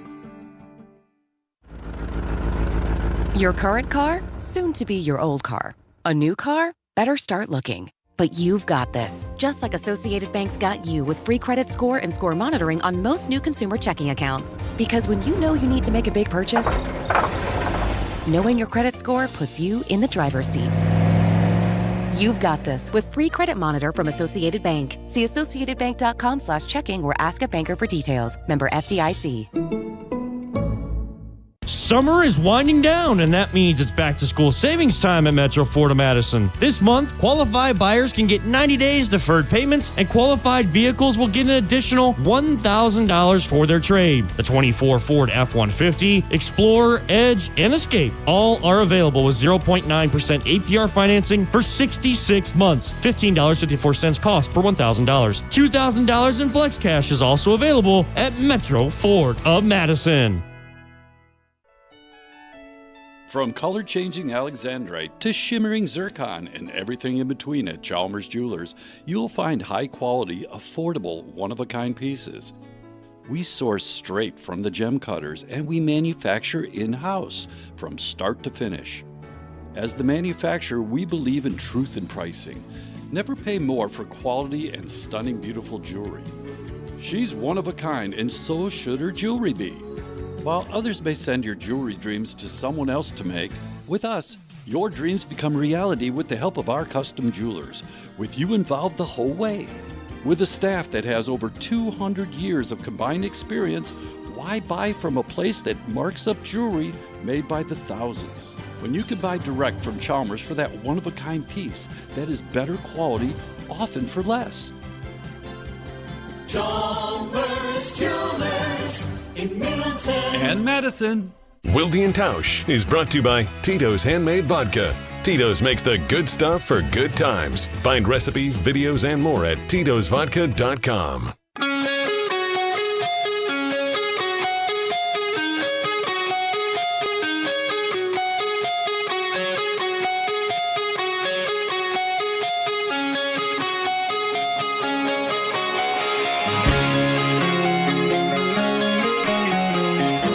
All right, Bryan Bulaga, our cousin sub of the day. He'll be joining us on Wednesday for his regular appearance when Tausch is back. Bryan, I asked you earlier if you were made the interim coach what you would do for this Ravens game.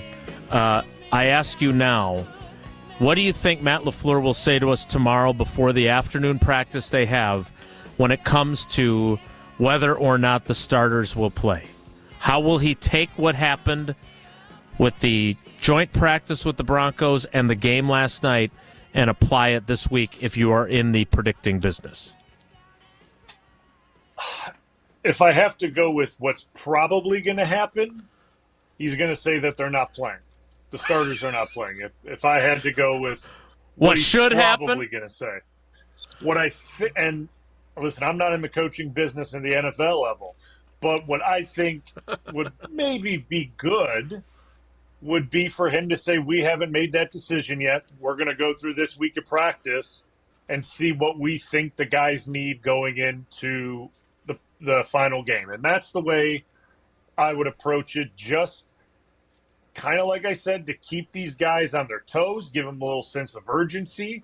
That also lets them know what they just did the last week wasn't good enough, and it's not going to be good enough going forward. So that would be the way I would approach it. I think he's going to go the way that we're not going to play any of them in the final game, but they're going to get to work in the joint practice. And, hey, they may be – and that's fine if that's the way he goes. But it is all based on how these guys respond this week in practice. Well, we will find out tomorrow, and then on Wednesday I'll be able to report back to you what he actually said. I think he should take your advice, and I know he's an avid listener to the show. That's it for us today. Thanks for coming along for the ride, and, of course, thanks to Bryan for being our cousin sub of the day. Have a great day. Take care. Be good. Miss any of today's episode of Wilde and Tausch, presented by Pella Windows and Doors of Wisconsin? Commercial-free full show podcasts are available free on Wisconsin On Demand. Hi, Drew and Jonathan